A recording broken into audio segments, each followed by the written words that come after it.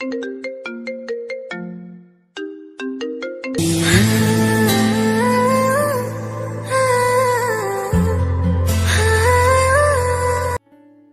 কুত্তা, কল ধরিস না কেন? সরি রে, ঘুমেছিলাম। এবার বল, এত সকাল সকাল কল দিলি কেন? আজকে একটু তাড়াতাড়ি ক্যাম্পাসে আসিস, তোদের একটা গুড নিউজ দিব। কি গুড নিউজ? সেটা ক্যাম্পাসে এলে দেখতে পারবি। আর সানি আয়মানকেও বলে দিস তাড়াতাড়ি আসার জন্য। আমি ফারিয়াকে বলে দিছি। আচ্ছা ঠিক আছে, এখন ফোন রাখ, ফ্রেশ হব। ওকে। টুট টুট টুট, কলটা কেটে গেল। আমি উঠে ফ্রেশ হতে চলে গেলাম। চলেন, ফ্রেশ হতে হতে আপনাদের পরিচয়টা দিয়ে দেই। আমি জুয়েল, আপাতত স্টুডেন্ট লাইফে আছি। একটু আগে যে কল করেছিল সে আমার বেস্ট ফ্রেন্ড তন্নি। ফ্রেশ হওয়া শেষ, নাস্তা করে ক্যাম্পাসে চলে গেলাম। গিয়ে দেখি আমি ছাড়া সবাই বসে আছে। আমি যাওয়ার পরপরই তন্নি রাগী লোক নিয়ে আমাকে বলল, কি রে হারামি, তোকে আজকে একটু তাড়াতাড়ি আসতে বললাম আর তুই আজকে দেরি করে আসলি। সরি রে, রাস্তায় অনেক জ্যাম ছিল। তোর জন্য তো সব সময় জ্যাম থাকে, আমরা রাস্তা দিয়ে আসি না। এই হারামখোর, তুই চুপ থাক, সব সময় শুধু চামচামি করস। আচ্ছা বাদ দে না, এখন তোর নিয়ে কি বলবি তাড়াতাড়ি বল, আমরা ক্লাসে চলে যাব। আজকে কোনো ক্লাস হবে না, আজকে আমরা একটা পার্টি দিব। দেখ, এখন এগুলো করার সময় নেই, অন্যদিন করব। আগে বল তোর কি কথা আছে। দোস্ত, আমার বিয়ে ঠিক হয়ে গেছে। ছেলে অনেক বড় ব্যবসায়ী, কালকে আমাকে রিং পরিয়ে দিয়ে গেছে। তন্নির কথা শুনে আমার মাথার উপর যেন আকাশ ভেঙে পড়ল। সেই কলেজ লাইফ থেকে তন্নিকে আমি অনেক ভালোবাসি, কিন্তু ফ্রেন্ডশিপ নষ্ট হয়ে যাওয়ার ভয়ে কখনো বলতে পারিনি। আমি চেয়েছিলাম আগে নিজের পায়ে দাঁড়াই, ভালো একটা চাকরি পাই, তারপর তন্নিকে আমার মনের কথা বলবো। কিন্তু এটা কি হলো? না, আমি কিছু ভাবতে পারছি না। আমার মাথা ব্যথা করতেছে। এদিকে সানি, আইমান আর ফারিয়া তন্নিকে শুভেচ্ছা জানাচ্ছে। আমার নীরবতা দেখে তন্নি বলল, কি রে, তোর আবার কি হয়েছে? তুই খুশি হসনি? আমি তাড়াহুড়ো করে বললাম, আমি অনেক খুশি হয়েছি। তাহলে তুই এভাবে চুপ করে দাঁড়িয়ে আছিস কেন? দোস্ত, তুই সত্যি বিয়েটা করবি? অবশ্যই, এর থেকে ভালো ছেলে আর কোথায় পাবো? আর তাছাড়া বিয়ের বয়সও হয়ে গেছে। চুপ করে দাঁড়িয়ে রইলাম। আচ্ছা বাদ দে তো, এখন বল বিয়ে কখন? এই তো আগামী শুক্রবার। তোরা সবাই অবশ্যই আসবি। এই নে কার্ড। এই কথা বলে আমাদের সবাইকে একটা করে কার্ড দেয়। আমার কেন জানি বুক ফেটে কান্না আসছে। মনে হচ্ছে আমার জীবন থেকে অনেক বড় কিছু একটা চলে যাচ্ছে। নিজের অজান্তেই চোখের কোণে পানি চলে আসলো। আমার এমন অবস্থা দেখে তন্নি বলল, কি রে, কি হয়েছে তোর? কাঁদতেছিস কেন? আমি তাড়াতাড়ি চোখের পানি মুছে বললাম, আরে না, এমনি। তোর বিয়ে হবে শুনে খুশিতে চোখে পানি চলে আসলো। পাগল। আচ্ছা শোন, রায়হান কল দিচ্ছে, আমি একটু বাইরে যাচ্ছি, তোরা থাক। এই রায়হানটা আবার কে? আরে তোদের দুলা ভাই। আচ্ছা থাক, পরে কথা হবে। Bye bye. তন্নি চলে গেল। আমি অবাক দৃষ্টিতে ওর চলে যাওয়ার দিকে তাকিয়ে আছি। আস্তে আস্তে চোখটা ঝাপসা হয়ে গেল। মনে হয় আবার পানি এসে জমা হয়ে গেছে। এমন সময় ফারিয়া বলল, আচ্ছা আমি ক্লাসে যাচ্ছি, তোরা কেউ যাবি? তুই যা, আমরা একটু পর আসছি। আচ্ছা ঠিক আছে। তারপর সানিয়া রাইমান আমার কাছে এসে বলে, কিরে, ঘটনা কি? কিসের ঘটনা?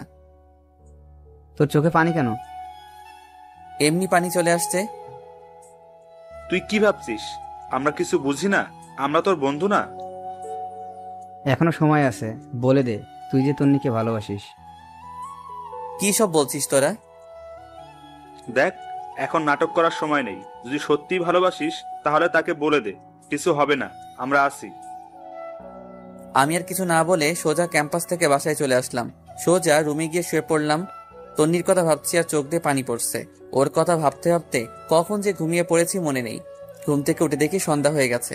সে 11টার সময় ঘুমাইছি আর এখন সন্ধ্যা হয়ে গেছে। তন্নির কথা মাথা থেকে কিছুতেই যাচ্ছে না। এর মধ্যে আম্মু আমার রুমে আসে এবং বলে, কিরে, এই অবস্থা হয়েছে কেন তোর? কি হয়েছে আমার? চোখ মুখ লাল হয়ে আছে, দেখে মনে হচ্ছে তুই কান্না করেছিস। আরে পাগল নাকি? আমি কেন কান্না করব? অসময় ঘুমাইছি তাই হয়তো চোখ লাল হয়ে আছে, পানি দিলে ঠিক হয়ে যাবে।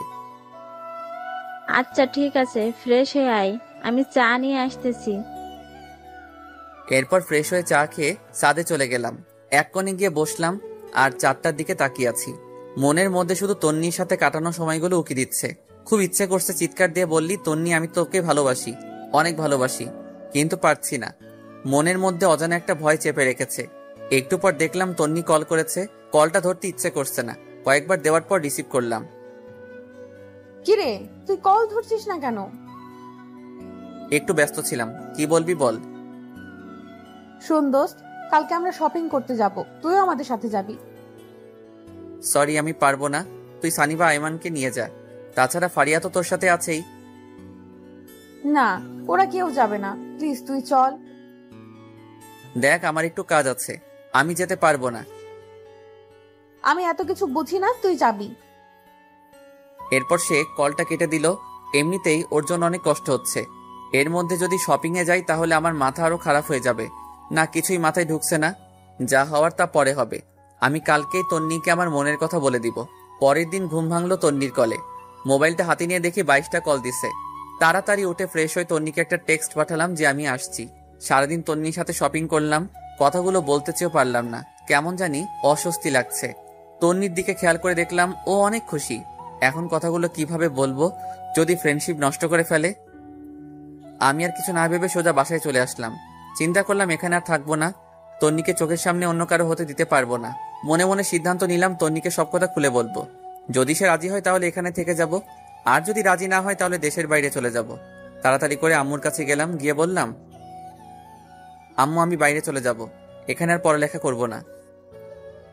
তুই না বলেছিলি এখানে তুই বন্ধুদের সাথে থাকবি, বাইরে যাবি না? সেটা আগে বলেছিলাম, এখন আমি আর দেশে থাকবো না। তুমি আব্বুকে ভিসা প্রসেসিং করতে বলো, আমি শুক্রবারের আগে চলে যাব। এত তাড়াতাড়ি কি হবে, সময় লাগবে। এত কিছু আমি জানি না, আমি শুক্রবারের আগে যেতে চাই। আচ্ছা, তোর আব্বু বাসায় আসুক, আমি তার সাথে কথা বলবো। আমি আর কিছু না বলে সোজা নিজের রুমে চলে গেলাম। বসে বসে ভাবতে লাগলাম তন্নি কি আমাকে মেনে নিবে, নাকি আমাদের বন্ধুত্বটাই নষ্ট করে দিবে। যেটা হবে হোক, আমি বলবই। এইভাবে 2 দিন চলে গেল। তন্নির বিয়ের তারিখটাও চলে আসলো। বৃহস্পতিবার বিকেলবেলা সানিয়া রাইমান আমাদের বাসায় এসে বসে আছে, কারণ একসাথে তন্নির হলুদে যাবে। আমার মোবাইল বন্ধ দেখে বাসায় চলে আসছে। আমিও গেলাম, দেখলাম ওরা বাবার সাথে কি যেন আলাপ করতেছে। আমাকে দেখে সবাই চুপ হয়ে গেল। এরপর বাবা আমাকে বলল, তন্নির বিয়ের আগে বলতি, তোর ফ্লাইট কয়েকদিন পরে করতাম। আমি কিছু না বলে উঠে চলে যাচ্ছিলাম, এমন সময় বাবা বলে, শোন, কোথায় যাচ্ছিস? বাবা ওদের সাথে যাচ্ছি। আচ্ছা, যেখানে যা তাড়াতাড়ি আসিস। আজ রাত 9টায় তোর ফ্লাইট, কথাটা যেন মাথায় থাকে। সানি আর আইমান আমাদের কথা শুনে হা করে দাঁড়িয়ে আছে। হয়তো ভাবছে এত অল্প সময়ের ভিতরে কিভাবে কি করলাম, এবং ওদের না জানিয়ে। এরপর আমি উঠে রেডি হয়ে ওদের সাথে তন্নির বাসায় চলে গেলাম। ওখানে যাওয়ার পর আমাদের আরো অনেকগুলো বন্ধুকে দেখলাম। সানি আর আইমান ব্যস্ত হয়ে গেছে, আমি একপাশে গিয়ে বসে আছি আর তন্নিকে খুঁজতেছি, কিন্তু দেখতেছি না। মনে হয় সাজতেছে। একটু পর তন্নি বের হয়ে আসলো, সাথে আরো কতগুলো মেয়ে সহ। আজকে তাকে অনেক সুন্দর লাগছে, যে কেউ দেখলেই প্রেমে পড়ে যাবে। আমারও আর ব্যতিক্রম কিছু হলো না, ওর দিকে হা করে তাকিয়ে আছি। একটু পর তার ধাক্কায় বাস্তবে ফিরে এলাম। কিরে, এইভাবে হা করে কি দেখছিস? কিছু না তন্নি, তোর সাথে আমার কিছু সিরিয়াস কথা আছে। কি কথা বল। এখানে না, সাদে চল। আচ্ছা ঠিক আছে, চল। তারপর আমি আর তন্নি ছাদে গেলাম। গিয়ে আমি চুপচাপ দাঁড়িয়ে রইলাম। আমার নীরবতা দেখে তন্নি বলল, কিরে চুপ কেন, কি বলবি তাড়াতাড়ি বল, আমার নিচে অনেক কাজ আছে। তন্নি, তোকে আমি ভালোবাসি, সেই যেদিন তোকে প্রথম দেখেছিলাম সেদিন থেকে। তোর আমার ফ্রেন্ডশিপ নষ্ট হয়ে যাওয়ার ভয়ে আমি এতদিন কিছু বলিনি। দেখ, এখন মজা করার সময় না, কি বলবি বল, আমি নিচে চলে যাচ্ছি। তন্নি, বিশ্বাস কর, আমি সত্যি তোকে অনেক ভালোবাসি। দেখ, ফাজলামি বন্ধ কর, নাটক দেখে দেখে তুইও নাটক শুরু করে দিয়েছিস। আমি সত্যি তোকে অনেক ভালোবাসি তন্নি, তোকে ছাড়া আমি আমার জীবন কল্পনা করতে পারি না রে। প্লিজ তুই বিয়েটা বন্ধ করে দে। দেখ, তোর ড্রামা বন্ধ কর, কালকে আমার বিয়ে, আর তুই বলছিস বিয়ে বন্ধ করতে? ছি, তুই এত নিচু আগে জানতাম না। তুই জাস্ট আমার ফ্রেন্ডের থেকে বেশি কিছু না। আমি তোকে অনেকবার বলতে চেয়েও পারিনি। আমি সত্যি বলছি, আমি তোকে অনেক ভালোবাসি। এ কথা বলে আমি তন্নির গালে একটা কিস বসিয়ে দেই, আর সে রাগীভাবে আমার দিকে তাকিয়ে অনেক জোরে একটা ঠাস দেয় এবং ঠাস ঠাস দু গালে চড় বসিয়ে দেয় আর বলতে থাকে, ছি, আমার ভাবতেই অবাক লাগে তোর মতো ছেলের সাথে আমি ফ্রেন্ডশিপ করেছি, তাও আবার বেস্ট ফ্রেন্ড। কালকে আমার বিয়ে আর তুই আজকে এসেছিস আমাকে প্রপোজ করতে। তোর একটু লজ্জা শরম নেই? তুই আমার কথাটা শোন। তোর কোনো কথাই আমি শুনবো না। তুই এক্ষুনি আমাদের বাসা থেকে চলে যা। তোকে যেন আর কোনোদিন আমার সামনে না দেখি। তোর আর আমার ফ্রেন্ডশিপ এখানেই শেষ। আজ থেকে তুই আমার সাথে কোনো ধরনের যোগাযোগ করার চেষ্টা করবি না। তন্নি প্লিজ আমার কথাটা শোন। তোর সাথে আর কোনো কথা নাই। তুই এখান থেকে চলে যা, না হলে গলা ধাক্কা দিয়ে বের করে দিব। আমি আর কিছু না বলে চোখ মুছতে মুছতে সেখান থেকে বেরিয়ে গেলাম। এরপর বাসায় গিয়ে রেডি হয়ে বাবা আর আমি এয়ারপোর্টের উদ্দেশ্যে রওনা দিলাম। সানি, আইমান কাউকে কিছু জানালাম না। এরপর এয়ারপোর্ট থেকে বাবার কাছ থেকে বিদায় নিয়ে চলে গেলাম দেশ ছেড়ে। অনেক কষ্ট হচ্ছিল প্রিয় মানুষগুলোর জন্য, কিন্তু আমি এখানে থাকলে হয়তো আরো বেশি কষ্ট পাবো। যাওয়ার আগে নিজের ভার্চুয়াল জগতের সবকিছু ডিলিট করে দিলাম। একটা নাম্বারও ওপেন রাখলাম না। সেখানে গিয়ে বেশ কিছুদিন মন খারাপ করে বসেছিলাম। পরে নতুন বন্ধু, নতুন ক্যাম্পাস পেয়ে তন্নির কথা প্রায় ভুলেই গেলাম। আস্তে আস্তে ওখানকার পরিবেশের সাথে নিজেকে মানিয়ে নিলাম। দেখতে দেখতে 2 বছর চলে গেল। আমার পড়ালেখাও শেষ। চিন্তা করলাম এখানেই কোনো চাকরি করব, কিন্তু সেটা আর হলো না। আব্বু আম্মু কল দিয়ে কান্নাকাটি করতেছে। আব্বুকে অনেকবার বলছি আমি এখানে চাকরি করব, বাট আব্বু বলল নিজেদের ব্যবসা দেখাশোনা করার জন্য। সেদিন রাতে বসে বসে ল্যাপটপে কিছু কাজ করছি, এমন সময় বড় খালা আসলো। আমি বিদেশে বড় খালার কাছেই থাকি আর ওখান থেকে পড়াশোনা করি। আমার রুমে আমি খালাকে দেখে বললাম, খালামণি ঘুমাওনি এখনো? না রে বাবা, ঘুম আসছে না। তুই কি করতেছিস? কিছু না খালামণি, একটু কাজ করতেছি। কিছু বলবে? বাবা, একটা কথা বলতাম, যদি তুই অনুমতি দিস। আরে কি আজব, আমার সাথে কথা বলার জন্য তোমার অনুমতি লাগবে নাকি? বলো, কি বলবে? দেখ বাবা, আমার কোনো সন্তান নেই। তুই আমার নিজের সন্তানের মতোই। তুই যেদিন এখানে এসেছিলি আমি যে কি পরিমাণ খুশি হয়েছি তোকে বলে বোঝাতে পারবো না। আমি ভাবছি তোকে আমি সারা জীবন আমার কাছেই রেখে দেব, কিন্তু সেটা তো অসম্ভব। কেন অসম্ভব? আমি তোমাকে ছেড়ে কোথাও যাচ্ছি না। আর তোমার সন্তান নেই কে বলেছে? আমি তোমার সন্তান। কাল রাতে তোর আম্মু কল করেছিল। কি বলেছে? অনেক অসুস্থ, সারাদিন বাসায় থাকতে থাকতে ওর অনেক কষ্ট হয়। তোর বাবাও বাইরে বাইরে থাকে, তাই আমি বলছিলাম কি তুই দেশে ফিরে যা, তোর মায়ের কাছে থাক, আর একটা ভালো মেয়ে দেখে বিয়ে করে ফেল। তোর মা বাবাও অনেক খুশি হবে। খালামণি সবকিছু ঠিক আছে, বাট আমি দেশেও যাচ্ছি না, অ্যান্ড বিয়ে তো ইম্পসিবল। এরপর খালামণি আমার হাত ধরে বলল, প্লিজ বাবা, এমন করিস না। তোর মা বাবার কথা একবার চিন্তা কর।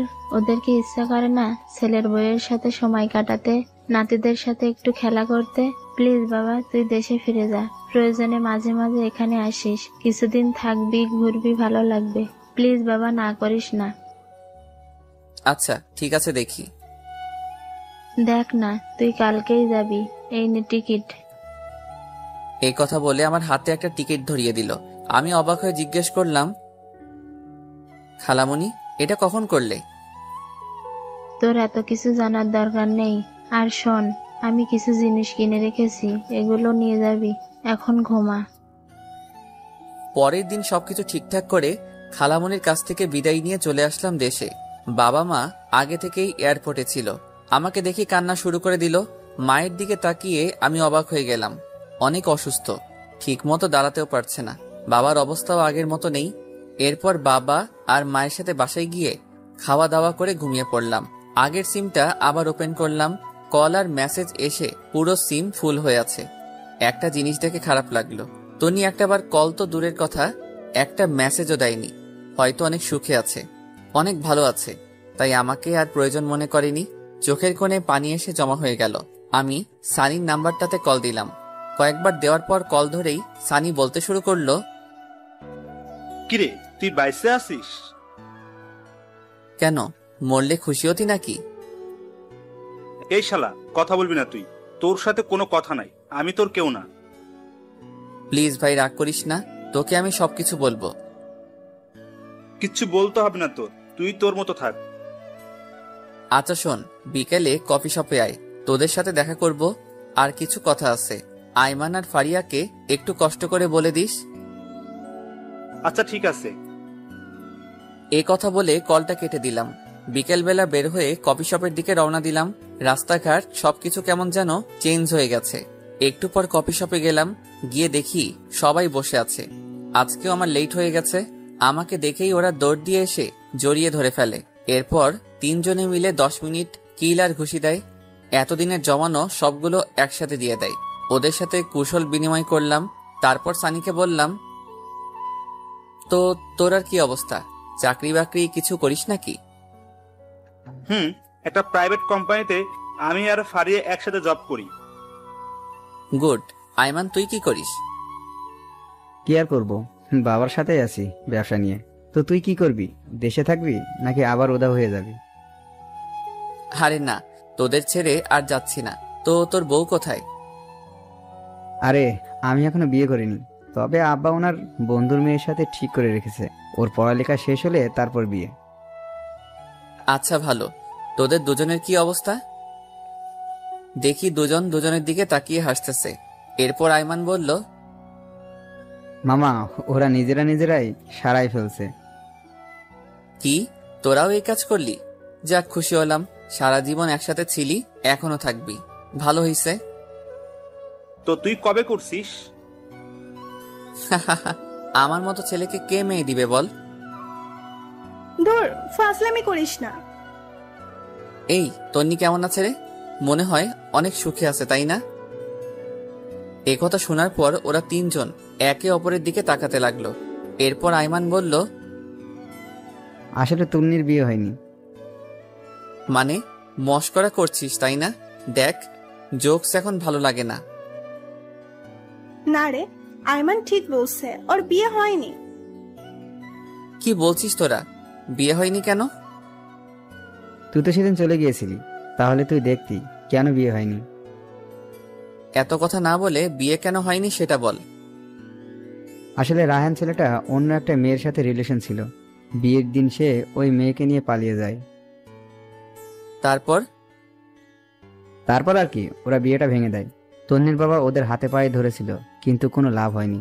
পরে আমরা তোকে অনেক খুঁজেছিলাম, বাট তুইও চলে গেলি। তন্নির বাবা আমাকে অনেকবার বলেছে তন্নিকে বিয়ে করার জন্য, বাট আমি করিনি, তোর কথা ভেবে। পরে তুই বুঝবি আমি আর তন্নি সিট করে বিয়ে করেছি।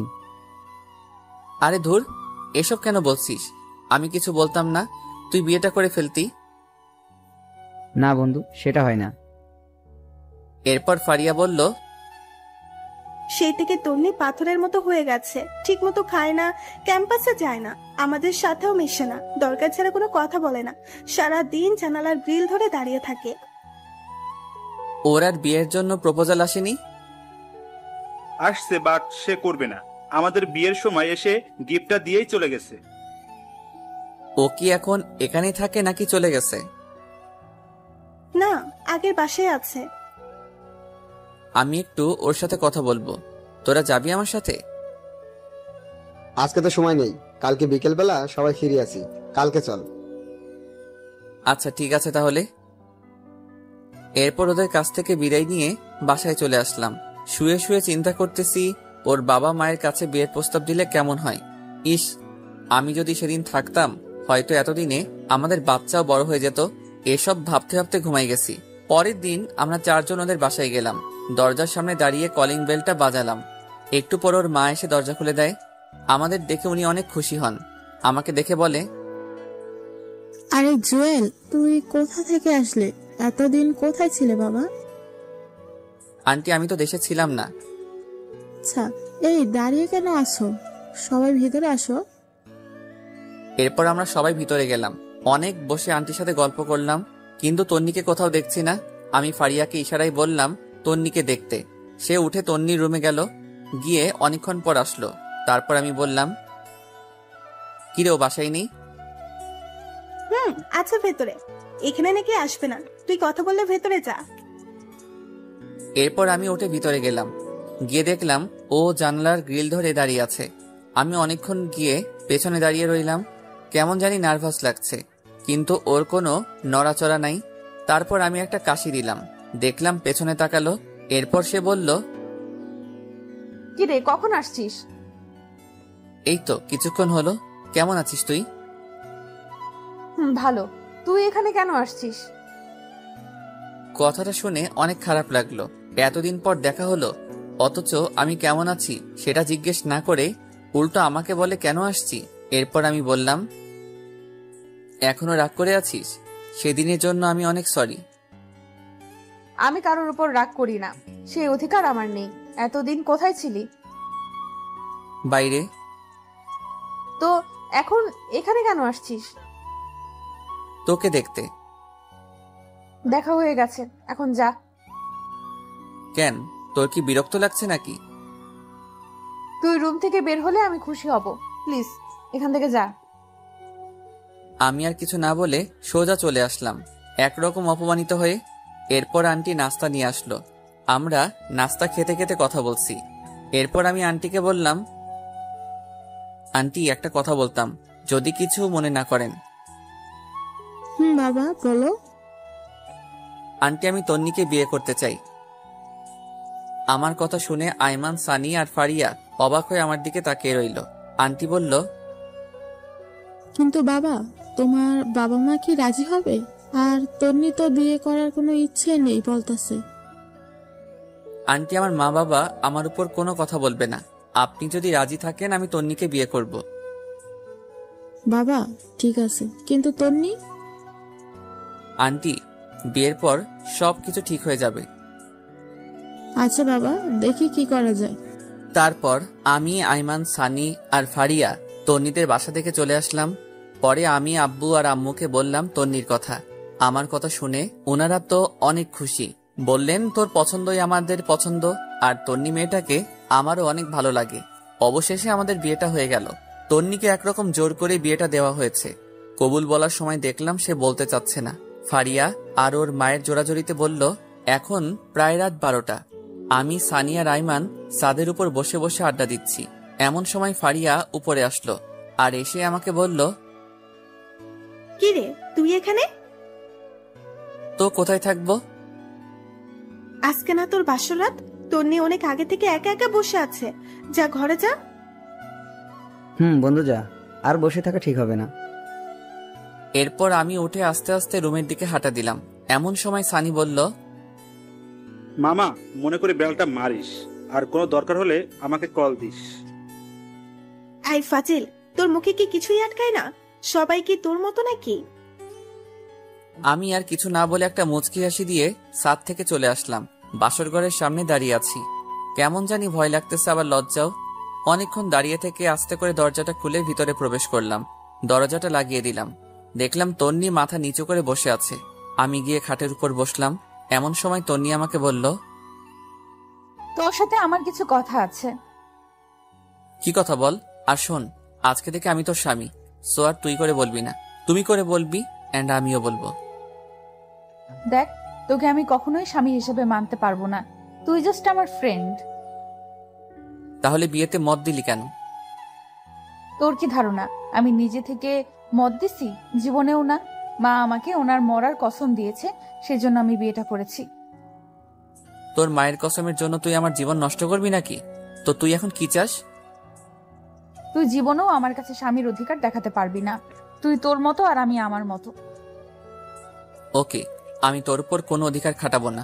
অন্তত আমার মা বাবার সামনে একটু নাটক করিস, না হলে ওনারা অনেক কষ্ট পাবে। চেষ্টা করব। আমি আর কিছু না বলে খাটে ঘুমাতে যাব। এমন সময় তন্নি আবারও চিৎকার দিয়ে ওঠে আর আমাকে বলে, কি করছিস তুই? কি করলাম, ঘুমাতে যাচ্ছি। ঘুমাবি ভালো কথা, কিন্তু খাটে কেন? তাহলে কোথায় ঘুমাবো? যেখানে খুশি সেখানে ঘুমা, দরকার হলে সোফায় ঘুমা, বাট খাটে ঘুমাতে পারবি না। এটা আবার কেমন কথা? খাট থাকতে সোফায় কেন ঘুমাবো?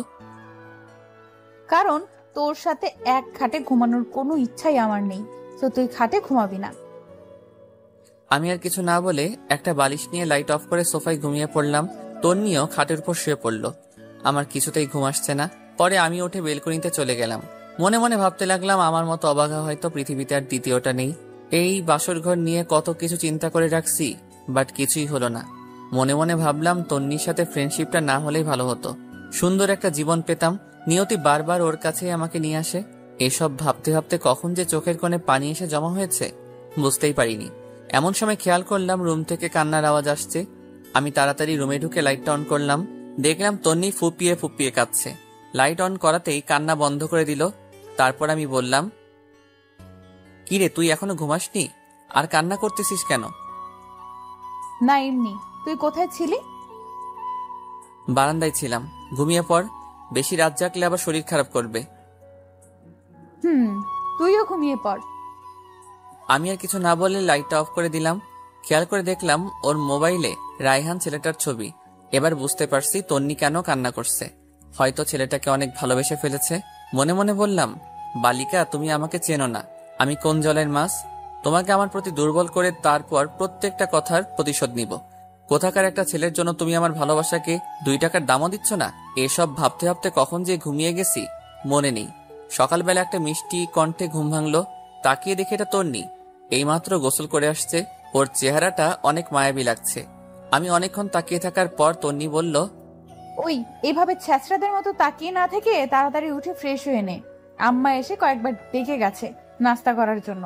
আমি কিছুই না বলে ওয়াশরুমে চলে গেলাম। ফ্রেশ হতে হতে ভাবলাম, তন্নি মনে হয় জীবনেও আমাকে মেনে নিবে না। ফ্রেশ হয়ে রুমে আসতে দেখালাম তন্নি মন মরা হয়ে বসে আছে। আমাকে দেখেই নিচে চলে গেল। আমিও রেডি হয়ে নিচে গেলাম। গিয়ে দেখি আমি ছাড়া সবাই বসে আছে। সবাই একসাথে নাস্তা করলাম। এরপর বাবা বললেন, নাস্তা করে দেখতো আইমান আর সানি কোথায়? ওদেরকে বাবুর্চির কাছে পাঠাইছিলাম। বাবার কথা শুনে আমি হাসা শুরু করলাম। হায়রে, আমার বন্ধুগুলা বাবুর্চির কাজ করছে। তারপর বাবা বললেন, না হেসে বাইরে গিয়ে ওদের দেখ। আর শোন, কালকে তাড়াতাড়ি উঠিস। অফিসের কলিগদের সাথে পরিচয় হবি আর অফিস বুঝে নিবি। আমি আর যাব না। কিন্তু বাবা। কোনো কিন্তু না, যেটা বলছি সেটাই। তারপর নাস্তা করে সানি আইমানকে খুঁজতে লাগলাম। বেশ ভালোভাবেই বউ ভাতের অনুষ্ঠানটা শেষ হয়। এরপর রাতে যখন আবার ঘুমাতে যাই, গিয়ে দেখি তন্নি আগে থেকেই বিছানায় শুয়ে আছে। আমি কিছু না বলে ছাদে চলে গেলাম। সারা রাত ওখানে কাটিয়ে দিলাম। পরের দিন সকালবেলা নাস্তা করে বাবার সাথে অফিসে চলে গেলাম।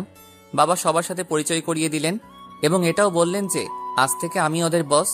সবাই আমাকে অভিনন্দন জানালো। সেদিন সবার সাথে পরিচিত হয়ে বাসায় চলে আসলাম।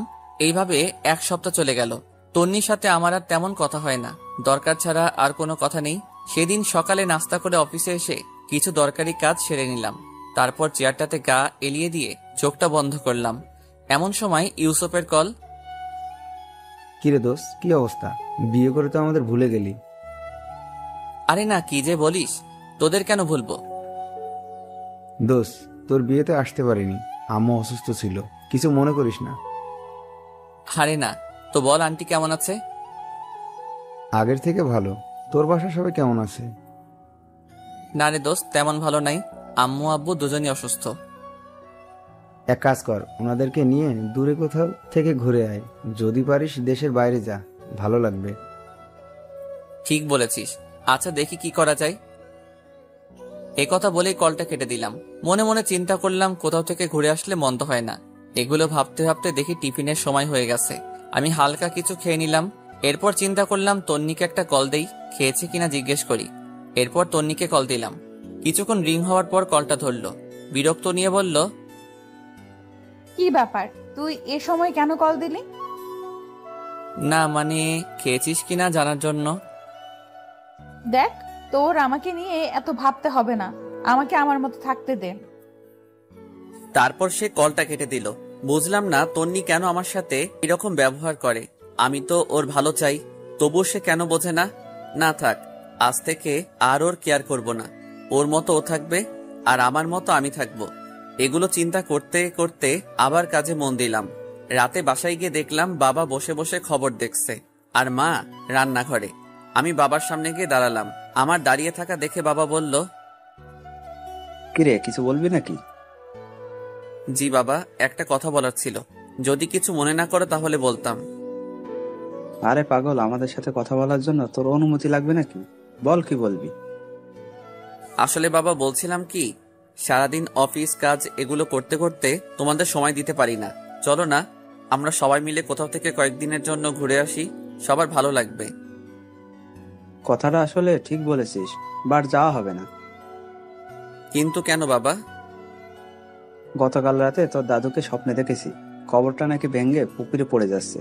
তাই আমি আর তোর মা 10-15 দিনের জন্য গ্রামের বাড়ি যাচ্ছি। কয়েকজন হুজুর আর এতিমদের খাওয়ানোর ব্যবস্থা করব। যদি সুযোগ পাই কবরের চারপাশে দেয়াল করে আসব। ও আচ্ছা, তাহলে তোমরা গ্রামেই যাও, ভালো লাগবে। এই কথা বলে আমি রুমের দিকে চলে যাচ্ছি, এমন সময় আবার বাবা ডাক দেয়। শোন, তোর সাথে এমনিতেও আমার কথা ছিল। কি কথা বাবা, বলো। বলছিলাম কি, তোর বিয়ের পর থেকে কোথাও ঘুরতে যাসনি। তন্নিও একা একা বাসায় বসে থাকে, তাই আমি বলছিলাম তন্নিকে নিয়ে তুই ঘুরে আয়। না বাবা, তোমরা না গেলে আমরাও যাব না। আরে পাগল, আমরা যে কয়েকদিন গ্রামের বাড়ি যাচ্ছি, সে কদিন তোরাও ঘুরে আয়, ভালো লাগবে। কিন্তু বাবা অফিস। আমি ম্যানেজারকে বলে দিয়েছি, সে দেখবে। আর শোন, তোর বড় খালার ওখানে চলে যা, তুই গেলে উনি খুশি হবে। ওনার সাথে কথা বলে আমি সবকিছু ঠিক করে রেখেছি। তোর মায়ের কাছে তোদের দুজনের টিকিট রেখে দিয়েছি। বাবা এগুলো আবার কখন করলে? এত কিছু তোর জানার দরকার নেই, পরশুদিন ফ্লাইট। আমি আর কিছু না বলে হালকা একটা হাসি দিয়ে বাবার সামনে থেকে রুমে চলে গেলাম। মনে মনে ভাবতে লাগলাম, তন্নি কি রাজি হবে? যেই মেয়ে বিয়ের দিন রাতে আমাকে বলে স্বামী হিসেবে মানে না, সে কি রাজি হবে আমার সাথে হানিমুনে বাইরে ঘুরতে যেতে? দূর, যা হওয়ার তা পরে হবে, আগে কিছু খেয়ে নেই, অনেক ক্ষুধা লাগছে। তারপর হালকা নাস্তা করে নিলাম, কিন্তু তন্নিকে দেখছি না কোথাও। রান্নাঘরে গেলাম, সেখানেও নেই। আম্মুকে জিজ্ঞেস করলাম, আম্মু তন্নিকে দেখছি না যে, ও কোথায় গেছে? তন্নি একটু ওর বাপের বাড়ি গেছে। আমিও আর না করিনি, সারাদিন বাসায় বসে থাকে। বাইরে থেকে ঘুরে আসলে মনটা একটু হালকা হবে। আর আমি তন্নিকে বলে দিয়েছি, তুইও আজকে ওদের বাসায় যাবি আর রাতটা ওখানে কাটাবি। সকাল হলে তন্নিকে নিয়ে বাসায় চলে আসবি। দূর, আমি গিয়ে কি করব? ওই, তুই কি পাগল? মেয়েটা একা একা ওখানে গেছে, আর যদি একা একা আসে তাহলে ওদের বাসার সবাই কি ভাববে? আচ্ছা, আমি সকালে গিয়ে নিয়ে আসবো। সকালে মানে? এখন যাবি তুই? যা, রেডি হয়ে নে। কি আর করা, রেডি হয়ে ওদের বাসার দিকে রওনা দিলাম। তন্নিকে অনেকবার কল দিলাম, কিন্তু সে কল ধরছে না।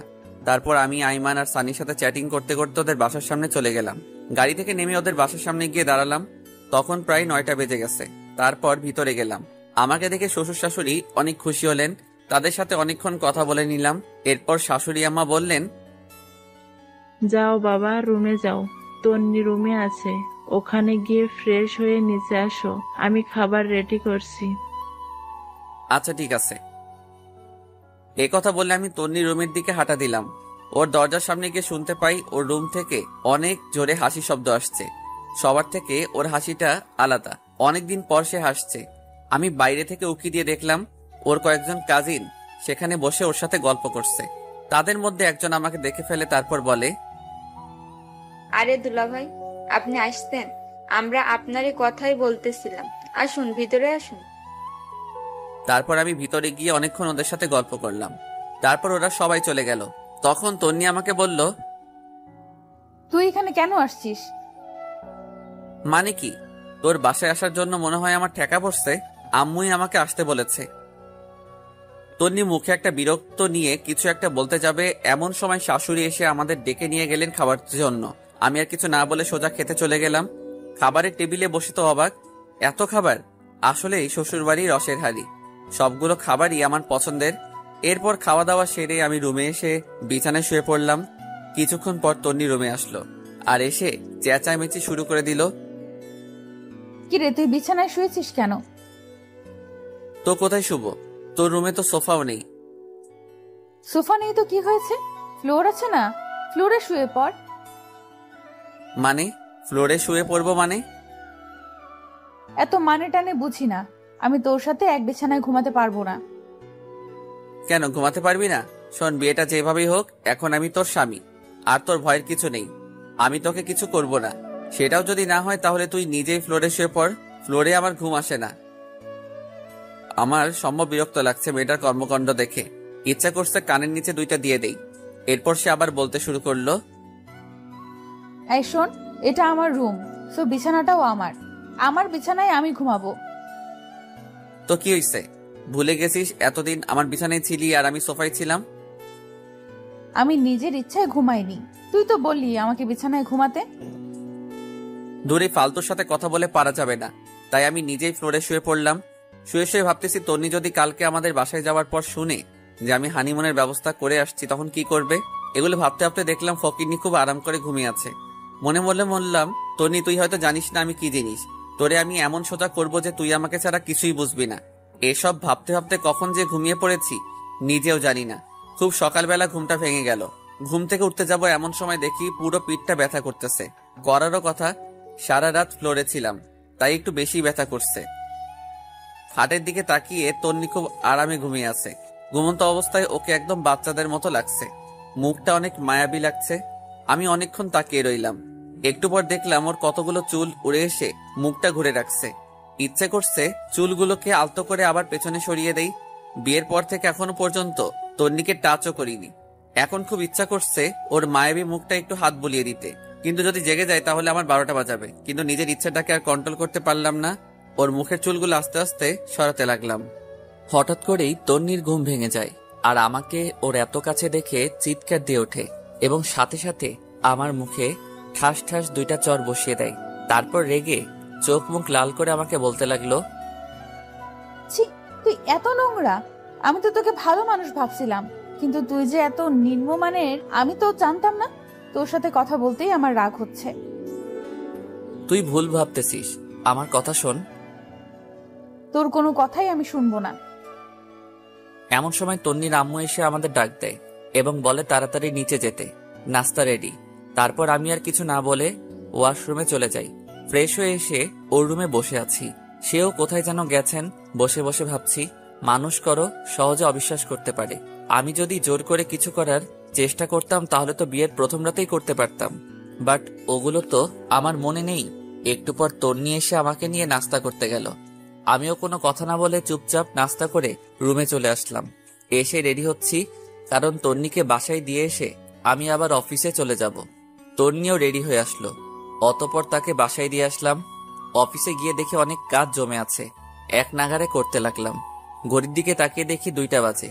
না, এখন আর কাজ করা যাবে না। আমি উঠে নামাজ পড়লাম, তারপরে ক্যান্টিনে গেলাম নাস্তা খাওয়ার জন্য। এমন সময় তন্নির কল আসলো। বলো, কি হয়েছে? কিন্তু কলটা দিয়েছে বাবা। তারপর ওই বলল, তন্নি না, আমি তোর বাবা বলছি। বাবা, এ সময় কল দিয়েছো, কিছু বলবে? তুই এখন কোথায়? ক্যান্টিনে এসেছি নাস্তা করার জন্য। নাস্তা করার দরকার নেই, তুই বাসায় আয়, একসাথে খাবো। কিন্তু বাবা। কোনো কিন্তু না, তোর সাথে কথা আছে। আচ্ছা ঠিক আছে, আসতেছি।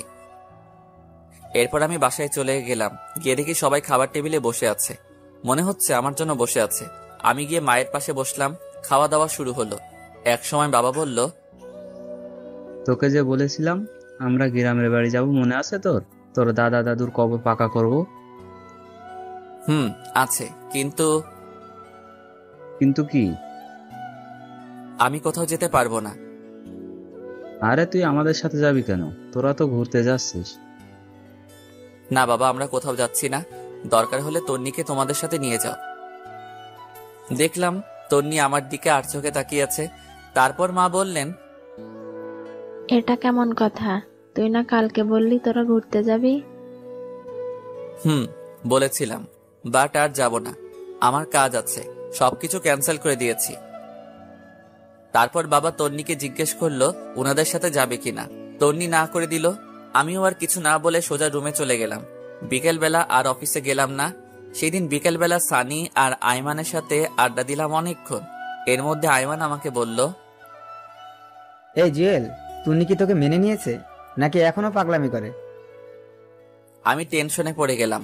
সত্যি বলবো নাকি মিথ্যা বলবো চিন্তা করতেছি।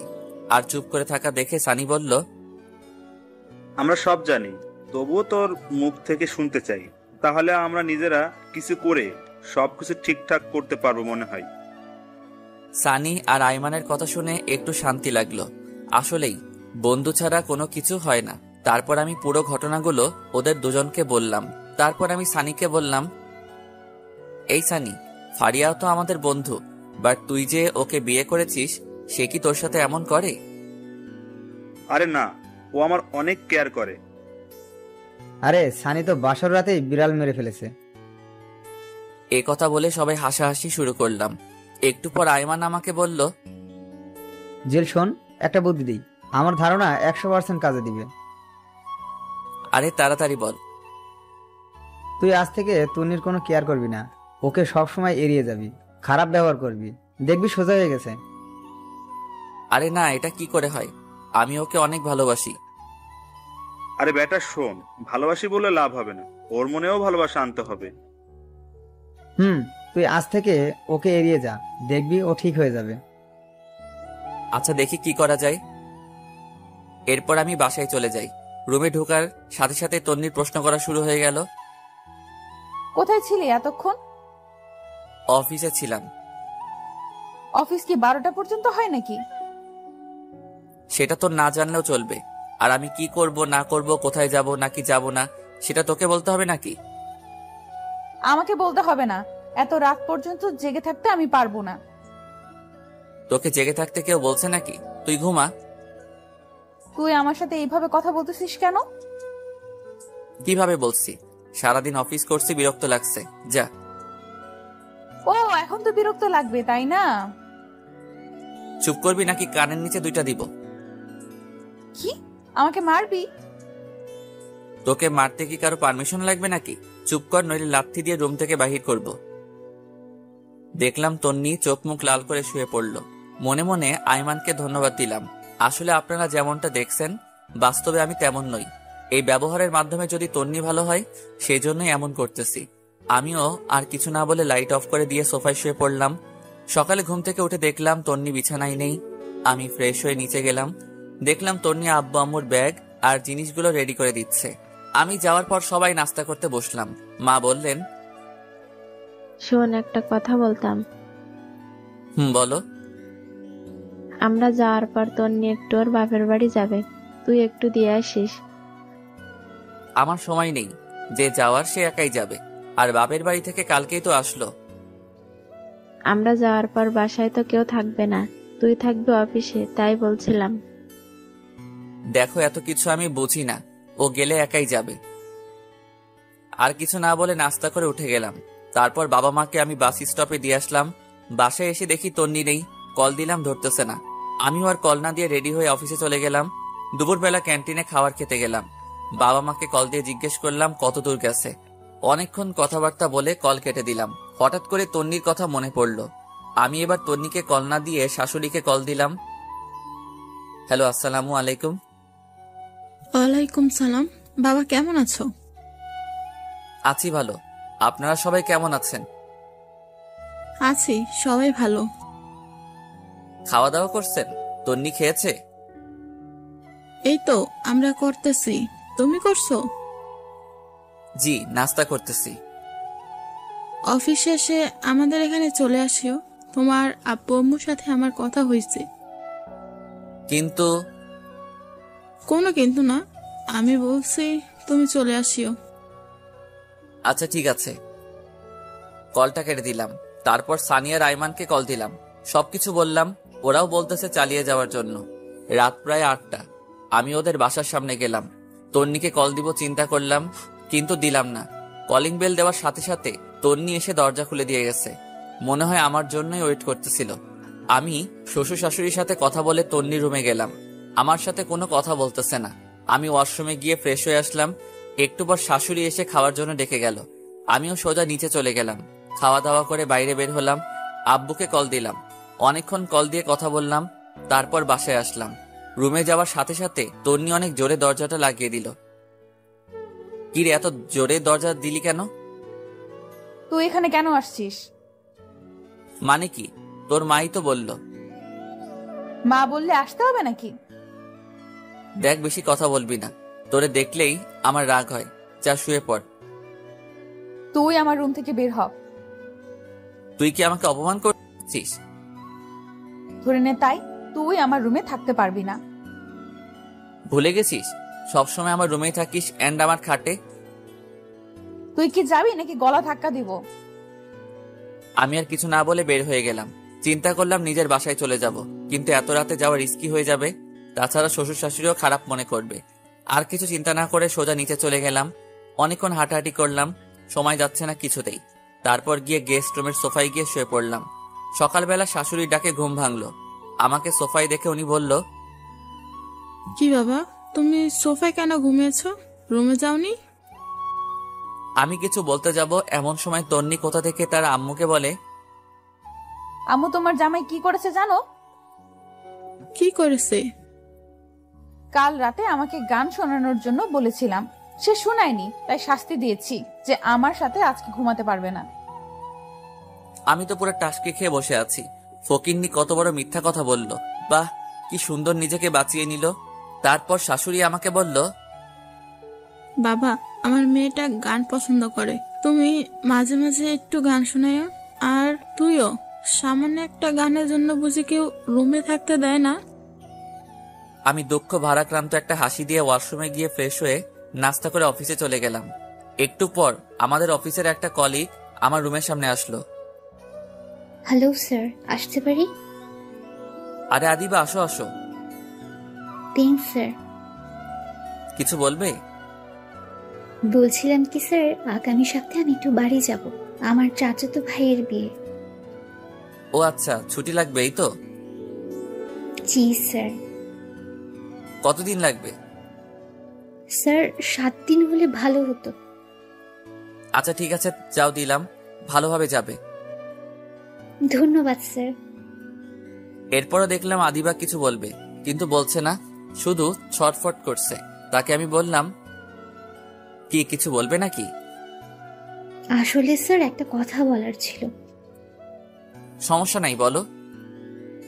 স্যার এখানে তো আমার কেউ নেই, আপনাকে বড় ভাইয়ার মতো দেখি, যদি ভাই হিসেবে আমার একটু উপকার করতেন খুশি হতাম।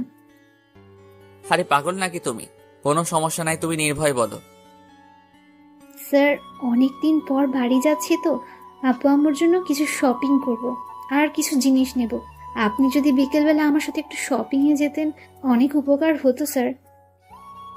আচ্ছা ঠিক আছে, যাব। ধন্যবাদ স্যার। একথা বলে আদিবা তার ডেস্কে চলে গেল। বিকেলবেলা আদিবার সাথে শপিং মলে গেলাম, অনেক কিছু নিলাম, ওর বাবার জন্য, ওর মায়ের জন্য। অনেক কেনাকাটা করার পর আদিবা একটা কসমেটিক্সের দোকানে গেল। আমিও ওর পিছে পিছে গেলাম। আদিবার ব্যাগগুলো আমার কাছে ছিল। কসমেটিক্সের দোকানে যাওয়ার পর আমি আর আদিবা পাশাপাশি দাঁড়িয়েছিলাম। সেখানে গিয়ে বিশাল আকারে একটা শখ খেলাম। দেখলাম তন্নিও সেখানে তার বান্ধবীদের সাথে কি যেন কিনতেছে। আমাকে আদিবার সাথে দেখে আমার সামনে এসে বলে, মেয়েটা কে? ও আমার। পুরোটা বলার আগেই আমার গালে ঠাস করে একটা চর বসিয়ে চোখ মুখ লাল করে কাঁদতে কাঁদতে দোকান থেকে বের হয়ে গেল। তন্নির কয়েকটা বান্ধবী এসে আমাকে বলল, ছি ভাইয়া, বাসায় বউ রেখে বাইরে মেয়ে নিয়ে ঘুরেন, আপনার লজ্জা করে না? তারপর সবাই দোকান থেকে বের হয়ে গেল। লজ্জায় আমার পুরো মুখ লাল হয়ে গেল। খারাপটাই সবাই দেখলো, আসল কাহিনীটা কারো চোখে পড়ল না। তারপর আমি আর আদিবাও বের হয়ে গেলাম। আদিবা আমাকে বলল, সরি স্যার, আমার জন্য আজকে আপনাকে অপমানিত হতে হয়েছে। আরে ধুর, এগুলো কিচ্ছু না। তোমার কি দোষ? কেউ তো আসল কথা জানে না, সেই জন্য রিয়াক্ট করতেছে। ম্যাডাম কিন্তু অনেক রাগ করেছে। এটা কোনো সমস্যা না, সব ঠিক হয়ে যাবে। স্যার একটা কথা বলতাম। বলো। ম্যাডামের নাম্বারটা আমাকে দিবেন, আমি সব বুঝিয়ে বলবো। আরে তুমি কল দিলে সে আরো বেশি রিয়াক্ট করবে, উল্টো তোমাকে অপমান করবে।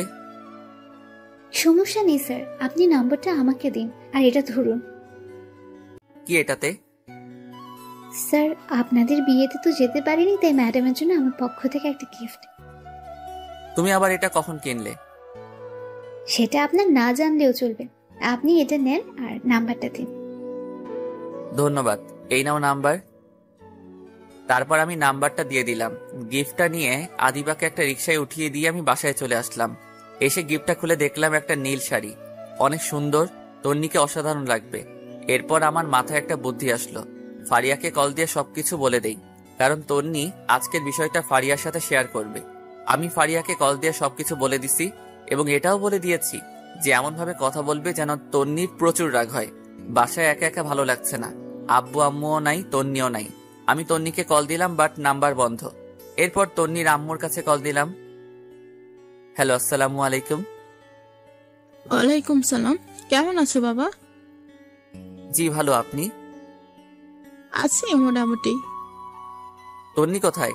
ওর নাম্বার বন্ধ কেন? কি জানি বাবা, বিকেলে কোথা থেকে কাঁদতে কাঁদতে এসে রুমের দরজা বন্ধ করে দিয়েছে। অনেকবার ডেকেছি, দরজা খুলছে না, কিছু খাচ্ছেও না। তোমার সাথে কি কিছু হয়েছে? না, আমার সাথে কিছু হয়নি। তো বাবা আজকে আমাদের বাসায় আসবে না? না, আজকে আসবো না। কেন বাবা? বাসায় তো কেউ নেই, এখানে তন্নিও একা, চলে আসো। না, একটু কাজ আছে। আচ্ছা ঠিক আছে, ভালো থাকবেন, পরে কথা হবে। এই কথা বলে আমি কলটা কেটে দিলাম। মনে মনে চিন্তা করলাম তন্নিও হয়তো আমাকে ভালোবেসে ফেলেছে, না হলে এত রিয়েক্ট করতো না। আয়মানের বুদ্ধিটা অনেক কাজে লাগছে।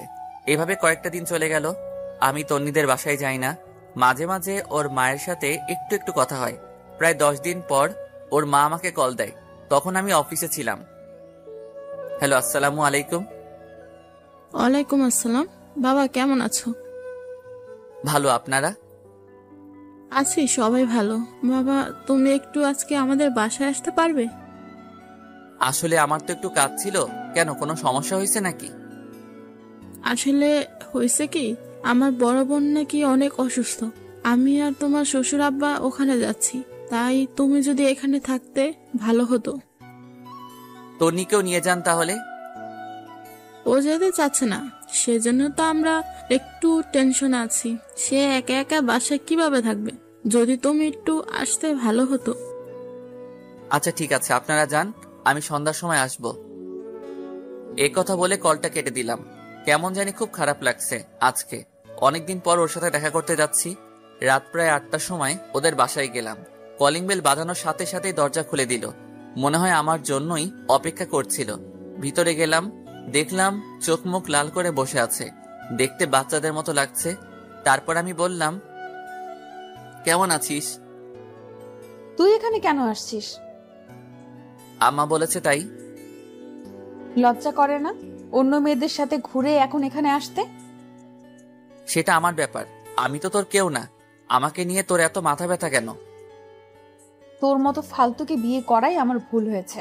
আগে জানলে জীবনও কবুল বলতাম না। আমার মাথা গরম করবি না। কি করবি তুই? রাগে আমার পুরো শরীরের লোম দাঁড়িয়ে গেছে। আমি কোনো কথা না বলে ব্যাগটা রেখে ওয়াশরুমে চলে গেলাম।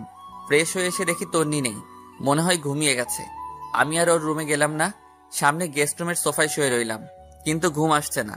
একটু পর আস্তে আস্তে উঠে তন্নির রুমের দিকে গেলাম, দেখলাম ও ঘুমিয়ে আছে। অনেকক্ষণ আমি বাইরে থেকে দাঁড়িয়ে দাঁড়িয়ে ওকে দেখলাম। হঠাৎ করে খেয়াল করলাম ওর পুরো শরীর কাঁপতেছে। আমি তাড়াতাড়ি রুমে গেলাম, কপালে হাত দিয়ে দেখি জ্বরে পুরো শরীর পুড়ে যাচ্ছে। আমি তো টেনশনে পড়ে গেলাম, কি করব বুঝতে পারতেছি না। পরে কিচেন রুম থেকে একটা বাটি নিয়ে এসে ওর মাথায় জল পড়তে দিলাম অনেকক্ষণ, কিন্তু কিছুতেই কমছে না।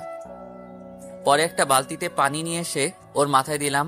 প্রায় 2 ঘন্টার মতো পানি দেওয়ার পর জ্বর কিছুটা কমলো। পরে দেখলাম পানি দিতে দিতে ওর শরীরও ভিজিয়ে দিলাম। এখন কাপড়টা চেঞ্জ করতে হবে, বাট কিভাবে করব বুঝতে পারতেছি না। সে যদি দেখে আমি ওর কাপড় চেঞ্জ করছি তাহলে আমার অবস্থা শেষ। সকালবেলা আমি নাস্তা নিয়ে ওর রুমে গেলাম, দেখলাম সে মাত্র ঘুম থেকে উঠছে। আমার হাতে নাস্তা দেখে চমকে উঠলো। তারপর নিজের দিকে তাকিয়ে দেখে যে ওর গায়ে যে জামাটা ছিল সেটা আর নেই। তারপর আমার রাগে চোখ মুখ লাল করে উঠে এসে আমার কলার ধরে বলল, ওই কুত্তা, আমার কাপড়ের এই অবস্থা করেছে কে? আসলে কালকে রাতে।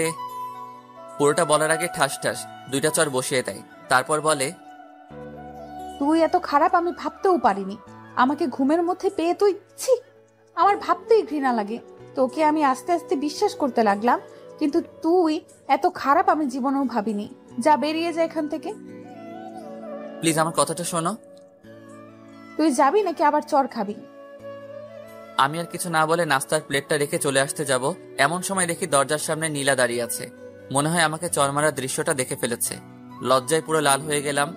কিছু না বলে সোজা রুমের বাইরে চলে আসলাম। এরপর নীলা ভিতরে গেল, যাওয়ার পর বলল, তুই ওনাকে চর মেরেছিস কেন? ভালো করেছি। ও আমার কাপড় চেঞ্জ করেছে কেন? সে করেনি, আমি করছি। মানে? তুই জানিস কালকে রাতে তোর অনেক জ্বর আসছিল, উনি তোর মাথায় জল পড়তে দিয়েছে। জ্বর না কমার কারণে সারা রাত তোর মাথায় পানি দেয়, পানিগুলো তোর শরীরে গিয়ে পুরো শরীর ভিজে যায়, ঠান্ডা লেগে যাবে সেজন্য সকাল সকাল আমাকে কল দিয়ে আনে, আর আমি তোর কাপড় চেঞ্জ করি। আর তুই কিনা না জেনে ওনাকে জ্বর দিলি। তোর ভাগ্য অনেক ভালো যে ওনার মতো স্বামী পেয়েছিস। এই কথাগুলো বলে নীলা বাইরে চলে আসে। আমি তন্নির মাকে কল করে ওর অসুস্থতার কথা জানালাম। তারপর কিছু না বলে সোজা অফিসে চলে গেলাম। এরপর থেকে তন্নিকে আর কোনো কল দেই না, ওর আম্মুকেও দেই। মাঝে মাঝে ওর আম্মু কল দিলে খবর নেয়, জাস্ট এতটুকুই।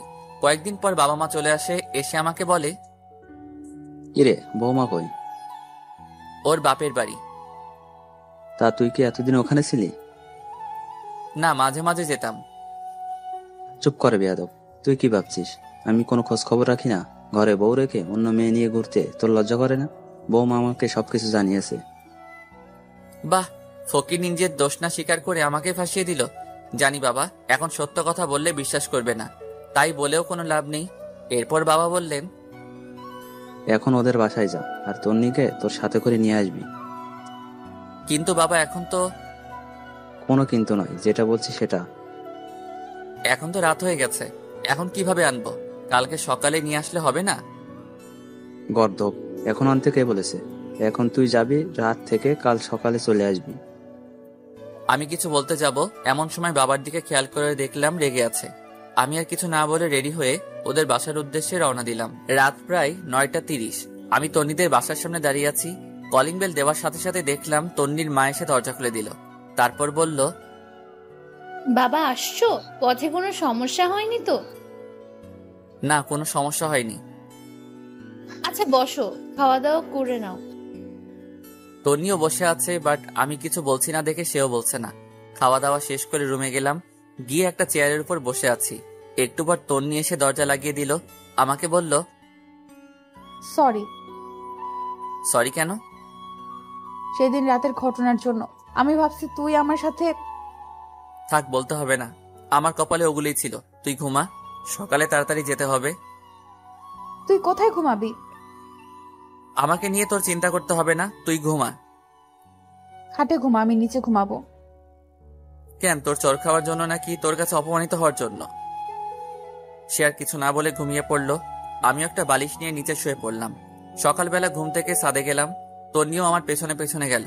দেখে মনে হচ্ছে কিছু একটা বলবে, বাট বলতে পারতেছে না। এরপর আমি বললাম, কিছু বলবি? তুই কি সত্যি আমাকে ভালোবাসিস? পাগল নাকি, তোরে কেন আমি ভালোবাসবো? মিথ্যা বললাম, দেখি ও কি রিয়াক্ট করে। তাহলে এতদিন যে বললি তুই আমাকে ভালোবাসিস? মিথ্যা বলেছি, তোর সাথে থাকার বা কথা বলার কোনো ইচ্ছাই আমার নেই। তাহলে আমাকে নিতে আসলি কেন? আব্বু আম্মু বলেছে তাই, না হলে জীবনেও আসতাম না। বাহ, ভালো তো, নতুন কাউকে পেয়ে গেছিস। এখন তো আর আমার দরকার নেই। তোর দরকার কখনো ছিল না, থাকবেও না। আদিবার সাথে আমি খুব ভালোই আছি। রাগানোর জন্য বললাম। তনি আর কিছু না বলে চোখ মুখ লাল করে কান্না করতে করতে নিচে চলে যায়। মনে মনে বন্ধু আইমানকে ধন্যবাদ দিতে লাগলাম, ওর বুদ্ধিটা কাজে লেগেছে। এইরকম জানলে আরো আগে থেকে ইগনোর করতাম। যাই হোক, একটু পর আমিও নিচে গেলাম, গিয়ে দেখি তন্নি চুপ করে বসে আছে। আমি বললাম, রেডি হয়ে নে, বাসায় যেতে হবে। আমি যাব না, তুই যা। তোর ন্যাকামি দেখার টাইম নাই আমার। আদিবা বসে আছে, তাড়াতাড়ি রেডি হয়ে নে। বললাম তো আমি যাব না। ওকে, একটু পর নিজেই যাবি? তুই এখান থেকে যা, তোকে যেন না দেখি। চলে তো যাবই, এখানে তো থাকতে আসিনি। তুই আর এক সেকেন্ডও এখানে থাকতে পারবি না, এখনই বের হয়ে যা। আমিও আর কিছু না বলে নাস্তা না করে ওর বাবা মা কাউকে না জানিয়ে সোজা অফিসে চলে গেলাম। বাসায় গেলে বাবা চিল্লাচিল্লি করবে। কাজ করতেছে এমন সময় আদিবা আসলো। আসতে পারি স্যার? আরে আদিবা, আসো বসো। ধন্যবাদ স্যার। আপনার কি মন খারাপ? আরে না, এমনি ভালো লাগছে না। আমি জানি স্যার, ম্যাম আপনাকে কিছু বলেছে হয়তো। আসলে স্যার, সেদিন যদি জানতাম ম্যামও মার্কেটে যাবে তাহলে আপনাকে যেতে বলতাম না। আরে দূর, এটা কোনো ব্যাপার না। এমন সময় বাবা কল দিল। আদিবা উঠে চলে গেল। এই কই তুই? আমি তো অফিসে। তোকে না বললাম বৌমাকে নিয়ে বাসায় আসতে? ও আসবে না বলেছে, সেই জন্যই তো আমি অফিসে চলে আসছি। চুপ কর বেয়াদব। ও আসবে না বলেছে নাকি তুই নিয়ে আসিসনি? মানে আমি কেন নিয়ে আসবো না? চুপ হারামজাদা, তোর নিয়ে আমাকে সবকিছু বলেছে। তোর লজ্জা করে না ঘরে বউ রেখে অন্য মেয়েকে নিয়ে ঘুরতে? আরে তুমি এসব কি বলো? সবগুলা মিথ্যা কথা। চুপ কর, তোর নিয়ে আমাকে সবকিছু বলেছে। মেয়েটা কখন থেকে কান্না করতেছে। আমি আর কিছু না বলে কল কেটে দিলাম। দূর, ফকিরনিটা বাবাকে আনিয়ে বানিয়ে কি বললো আল্লাহ জানে। নিজে সব দোষ করে এখন আমাকে ফাঁসাই দিছে। বিকেলবেলা আইমান কল দিল। কি রে দোস্ত, কি অবস্থা? মামা, কি বুদ্ধি দিলি? তন্নি তো ফেসে গেছে। আরে কি বলিস? আচ্ছা শোন, সন্ধ্যার সময় তুই আর তন্নি কফি শপে আসিস, কথা আছে। ধুর, আমি তন্নিকে নিয়ে আসতে পারবো না, তোরা বল আসতে। আচ্ছা ঠিক আছে বলবো, তুই অন্তত সাথে করে নিয়ে আসিস, সানিয়া আর ফারিয়াও থাকবে। আচ্ছা ঠিক আছে। এরপর বাসায় গেলাম, দেখলাম তন্নি রেডি হয়ে বসে আছে। আমাকে দেখে বলল, আইমান কিছু বলেছে? না, কিছু বলেনি। কেন? কফি শপে যাওয়ার জন্য বলেছে। তো যা, আমাকে বলছিস কেন? তোকেও যেতে বলেছে।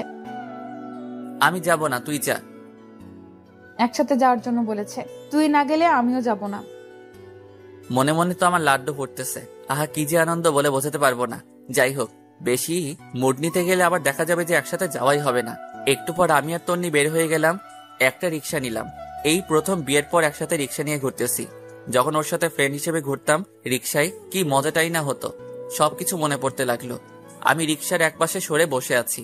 তন্নি বারবার আমার দিকে তাকাচ্ছে। একটু পর কফি শপে গেলাম। দেখলাম আইমান, সানিয়ার ফারিয়া বসে আছে। আমাদের দেখে বলল, বাহ, দুজনের এখন আসার সময় হলো। না রে, একটু কাজ ছিল তাই। বুঝি বুঝি, কি এমন কাজ? তন্নি গিয়ে ফারিয়াকে জড়িয়ে ধরলো। এদিকে আইমান আমাকে ইশারা দিতেছে, বলতেছে কাজ হচ্ছে। এমন সময় সানি বলল, দোস্ত শোন, তোরা থাক, আমাদের একটু কাজ আছে, যেতে হবে। সে কি, মাত্রই তো আসলাম, কফিটা খেয়ে যা। না রে, অনেক কাজ, সময় কম। আচ্ছা তুই যা, ফারিয়া থাকুক। না রে, ওরে ছাড়া আমার কোনো কাজ হয় না।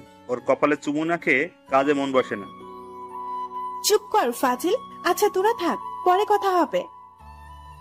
এ কথা বলে ফারিয়া আর সানি চলে গেল। আইমানও কেমন জানি ছটফট করতেছে। আমি বললাম, কিরে তোর আবার কি হয়েছে? আসলে দোস্ত, বাসায় একটা কাজ ফেলে এসেছি, এখনই বাসায় যাওয়া লাগবে। মানে কি, তোদের সবার কাজ আছে আগে বলতি? তোরা না বললি একসাথে কফি খাবি? তোরা খা, আমি একটু আসি। এ কথা বলে আইমানও চলে গেল। আমি আর তন্নি বসে আছি। একটু পর কফি আসলো, দুজনেই খেলাম। দুজনে নীরবতা ভেঙে তন্নি বলল, একটা কথা বলতাম। বলো। অনেকদিন কোথাও ঘুরি না, চল পার্কটাতে একটু ঘুরে আসি। আমিও কেন জানি ওর এই আবদারটা না রেখে পারলাম না। অনেকক্ষণ দুজন একসাথে হাঁটলাম, ভালো লাগলো। রাত প্রায় 8টা। বাসায় গেলাম, দেখলাম বাসায় কেউ নেই, কিন্তু দরজা খোলা। বাবা মা দুজনকে ডাক দিলাম, কারো কোনো সাড়া শব্দ নেই। তন্নিও ভয়ে কাঁপতেছে। একটু পর নীরবতা ভেঙে শুরু হলো আমাদের দুজনের মুখের উপরের স্প্রে মারা। আর সবাই একসাথে বলতে লাগলো, happy birthday Tonni, happy birthday to you. বাবা মা, সানিয়া, আইমান আর ফারিয়া সবাই একসাথে। দেখে তো আমরা পুরাই অবাক। আমি নিজেও ভুলে গেছি আজকে তন্নির জন্মদিন, কিন্তু বন্ধুগুলার মনে আছে। সেই জন্য তারা কফি শপ থেকে তাড়াতাড়ি চলে আসছে। তারপর বড় একটা কেক কাটা হলো। তন্নি সবার প্রথম আমাকে খাইয়ে দিয়েছে, আমিও খাইয়ে দিয়েছি। এক এক করে সবাই সবাইকে খাইয়ে দিয়েছে। এমন সময় তন্নি বলল, এতগুলো আয়োজন কে করেছে? সবাই একসাথে আমাকে দেখিয়ে দিল। আমি তো পুরাই টাসকি খেয়ে গেলাম। আমি নিজেই কিছু জানি না, আর ওরা বলছে আমি করছি। সেদিন সবাই একসাথে খাওয়া দাওয়া করে নিলাম। ওদের বাসায় যেতে দেইনি।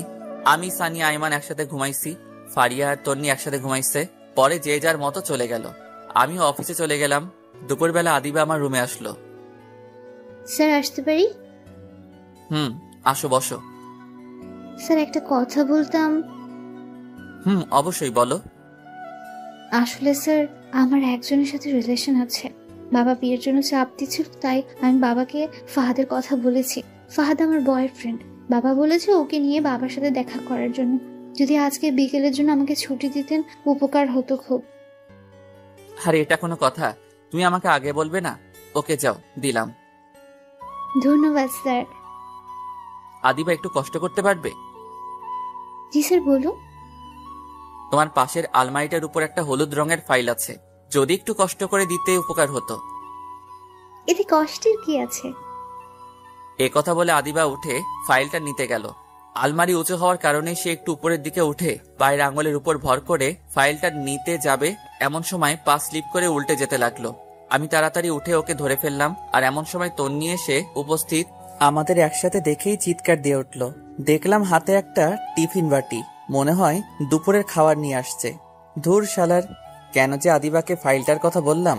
যদি না বলতাম তাহলে তন্নি হয়তো কিছু দেখতো না। আমি আদিবাকে ছেড়ে দিলাম। তন্নি রাগে চোখ মুখ লাল করে আমাকে বলল, ছি, তুই এত খারাপ? প্লিজ তুই শান্ত হ, আমার কথা শোন। কি শুনবো? নিজের চোখেই তো সবকিছু দেখলাম। প্লিজ তুই আমার কথাটা শোন। চুপ কর, তোর মতো ফালতুর সাথে আমি কোনো কথাই বলবো না। ভেবেছিলাম তুই সত্যি আমাকে ভালোবাসিস, আমিও আস্তে আস্তে তোকে ভালোবেসে ফেললাম, কিন্তু তুই অন্য মেয়ের সাথে। ছি। আমি কিছু বলতে যাব এমন সময় আদিবা বলল, নেন শুনেন, আপনার ধারণা ভুল। তুমি চুপ করো, লজ্জা করে না অন্যের স্বামীর সাথে এসব করতে? যত সব ফালতু। ম্যাম আপনি আমাকে যা ইচ্ছে বলতে পারেন, কিন্তু স্যারকে কিছু বলবেন না। স্যারের কোনো দোষ নেই। চুপ করো তুমি, সেদিন তো শপিং করতেও দেখেছি তোমাদের, আবার বড় বড় কথা বলছো, লজ্জা করে না? ম্যাম আপনাকে সেদিন রাতে আমি অনেকবার কল দিয়েছি সত্যিটা বলার জন্য, বাট আপনিই কল ধরেননি। সেদিন আমি স্যারকে জোর করে শপিং করতে নিয়ে গেছি। আসলে এখানে আমার কেউ নেই, স্যারকে ভাই ডেকেছি। একটা কাজিনের বিয়ে ছিল, প্রায় 6 মাস পর বাড়ি যাচ্ছি, তাই বাবা মায়ের জন্য কিছু জিনিস কিনতে যাচ্ছিলাম, আর আপনি সেখানে আমাদের দেখে ফেললেন। স্যারকে সবার সামনে চড় দিলেন। জানেন সেদিন আপনার জন্য একটা নীল শাড়ি আমি কিনেছিলাম। স্যার অনেকবার বলেছিল আপনাকে নাকি নীল শাড়িতে ভালো মানায়। আপনাদের বিয়েতে না যেতে পারে একটা নীল শাড়ি আমি আপনার জন্য কিনে স্যারকে দিয়েছিলাম। বিনিময়ে আপনি স্যারকে চড় দিয়েছেন, নয়তো অপমান করেছেন। সেদিনের কথা বাদ দাও, আজকেরটা তো আমি নিজের চোখেই দেখলাম। আজকে কি ছিল তাহলে? আমার একজনের সাথে রিলেশন আছে, বাবা চাইছে তাকে বাবার সাথে পরিচয় করিয়ে দেওয়ার জন্য। আমি স্যারের কাছে এসেছি বিকেলবেলা ছুটি দেওয়ার জন্য। স্যার আমাকে ছুটি দিয়েছে। আমি চলে যাওয়ার সময় স্যার ফাইলটা দিতে বললেন। আমি ফাইলটা নিতে গিয়ে পড়ে যাচ্ছিলাম, এমন সময় স্যার আমাকে ধরে ফেললেন। শুনেন একটা কথা বলি, আপনার কপাল অনেক ভালো যে আপনি ওনার মতো একজনকে নিজের জীবন সঙ্গী হিসেবে পেয়েছেন। আপনার মতো মেয়ের কোনো যোগ্যতা নেই ওনার সাথে থাকার। নিজেকে তো অনেক কিছু মনে করেন, এগুলো বাদ দিয়ে ভালো হওয়ার চেষ্টা করুন।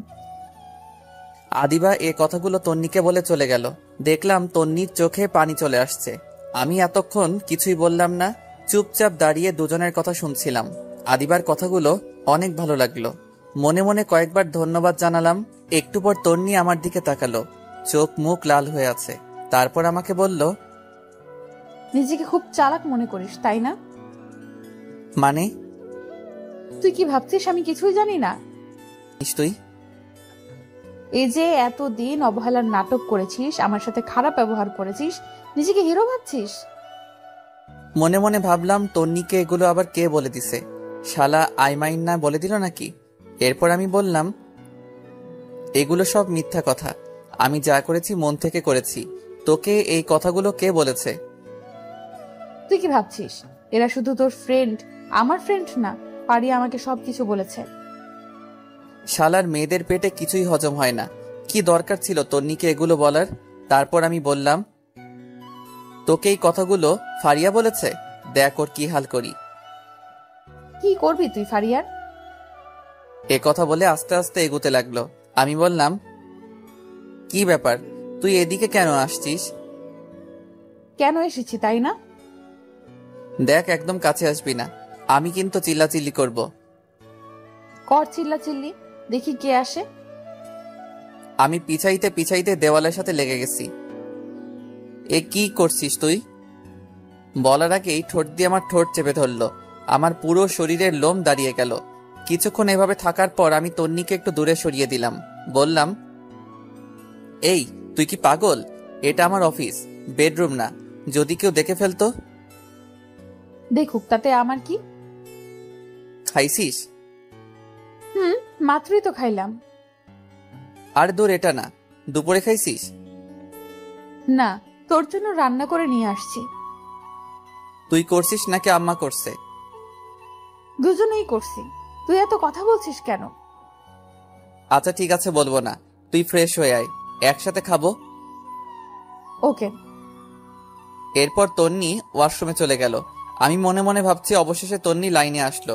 হারামি বন্ধুগুলা না থাকলে হয়তো কিছুই সম্ভব হতো না। একটু পর তন্নি বাইরে আসলো। আমি একটা প্লেটে ভাত দিয়ে তাকে বললাম, এই ধর, খেয়ে নে। আমি খাবো না। কি আজীব, তুই না একটু আগে বললি খাবি? এভাবে খাবো না। তো কিভাবে খাবি? যদি কেউ একজন খাইয়ে দেয় তাহলে খাবো। আমি আর কিছু না বলে ওকে খাইয়ে দিলাম, নিজেও খেয়ে নিলাম। খাওয়া দাওয়া শেষে তন্নিকে বাসায় পাঠিয়ে দিলাম। তন্নি চলে যাওয়ার পর ফাইলটা নিলাম। এমন সময় আইমানের কল। দোস্ত, কি অবস্থা? আরে মামা, কি বুদ্ধি দিলি! তন্নি তো পুরো ফিদা হয়ে গেছে। আরে কি বলিস? আর তন্নির জন্মদিনে এত বড় একটা সারপ্রাইজ দেওয়ার জন্য ধন্যবাদ। আমি ভুলেই গেছিলাম ওর জন্মদিন। আরে মামা, সারপ্রাইজের কি দেখলা? আরো বড় সারপ্রাইজ এখনো রয়ে গেছে। আরে কি বলিস? কি সারপ্রাইজ, তাড়াতাড়ি বল। না, এখন না, বিকালে কফি শপে আয়, বাকিরাও আসবে, সবাইকে একসাথে বলবো। আচ্ছা ঠিক আছে। শোন, আসার সময় তন্নিকে নিয়ে আসিস। আমি সানি আর ফারিয়াকে বলে দিছি। আচ্ছা ঠিক আছে। এই কথা বলে কল কেটে দিলাম। অফিস শেষ করে বিকালবেলা তন্নিকে বললাম রেডি হতে। সে রেডি হতে চলে গেল। আমিও ফ্রেশ হয়ে একটা কালো শার্ট পরে বাসার বাইরে দাঁড়িয়ে আছি তন্নির জন্য।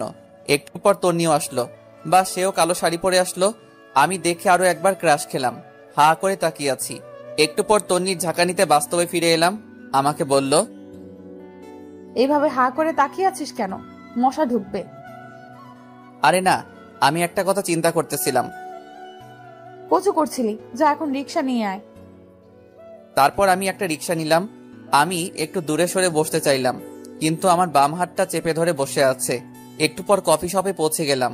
দেখলাম সবাই বসে আছে। আমাদের দেখে সবাই দাঁড়ালো। ফারিয়া বলল, কিরে, আজ এত ম্যাসিং, ঘটনা কি? কিসের ঘটনা? বুঝি, সব বুঝি। আচ্ছা, বুঝলে ভালো। এই হারামির দল, চুপ কর, সবাই আগে বস। এরপর আমরা সবাই বসলাম। আয়মান সবার জন্য কফির অর্ডার দিল। বন্ধু, এবার বল, কি এমন সারপ্রাইজ যেটা মোবাইলে বলা যায় না, এখানে বলতে হবে? দোস্ত, আমার তো বিয়ে। সত্যি? সত্যি। তারপর সবাই আয়মানকে কংগ্রাচুলেশনস জানালাম। আমি বললাম, তো বিয়ে কবে? পরশুদিন। হারামির বাচ্চা, আগে বলিসনি কেন? দোস্ত, আমি নিজেও জানতাম না, আজকে সকালে আব্বা বলেছে। আচ্ছা শোন, কালকে তোরা সবাই থাকবি, অনেক কিছু কেনাকাটা করতে হবে। আমি পারবো না, তোরা সবাই আসিস। না পারলে তুই বিয়েতেও আসিস না। ওরে ভাই, কাঁদিস কেন? আচ্ছা ঠিক আছে, আসবো। আমার কথা শুনে সবাই হাসাহাসি করতে লাগলো। তারপর অনেকক্ষণ আড্ডা দিয়ে কথাবার্তা বলে বাসায় চলে আসলাম। আমি ফ্রেশ হয়ে বাবার সাথে কথা বলতেছি। তন্নি তখন ফ্রেশ হচ্ছিল। অনেকক্ষণ কথাবার্তা বলে রুমে গেলাম। দেখি তন্নি সোফায় বসে আছে। আমি যাওয়ার সাথে সাথে বলে, একটা কথা বলতাম। তো বল, অনুমতির কি আছে? আজকে খাটে ঘুমা, আমার কোনো সমস্যা হবে না। কেন, চর খাওয়ার জন্য নাকি? দেখ, এগুলোর জন্য সরি। তুই খাটে ঘুমা, আমার সমস্যা হবে না। দরকার নেই, তুই ঘুমা। এই কথা বলে আমি সোফায় ঘুমিয়ে পড়লাম। তন্নি মন খারাপ করে বিছানায় ঘুমিয়ে পড়ল। পরের দিন তন্নির ডাকে ঘুম ভাঙলো।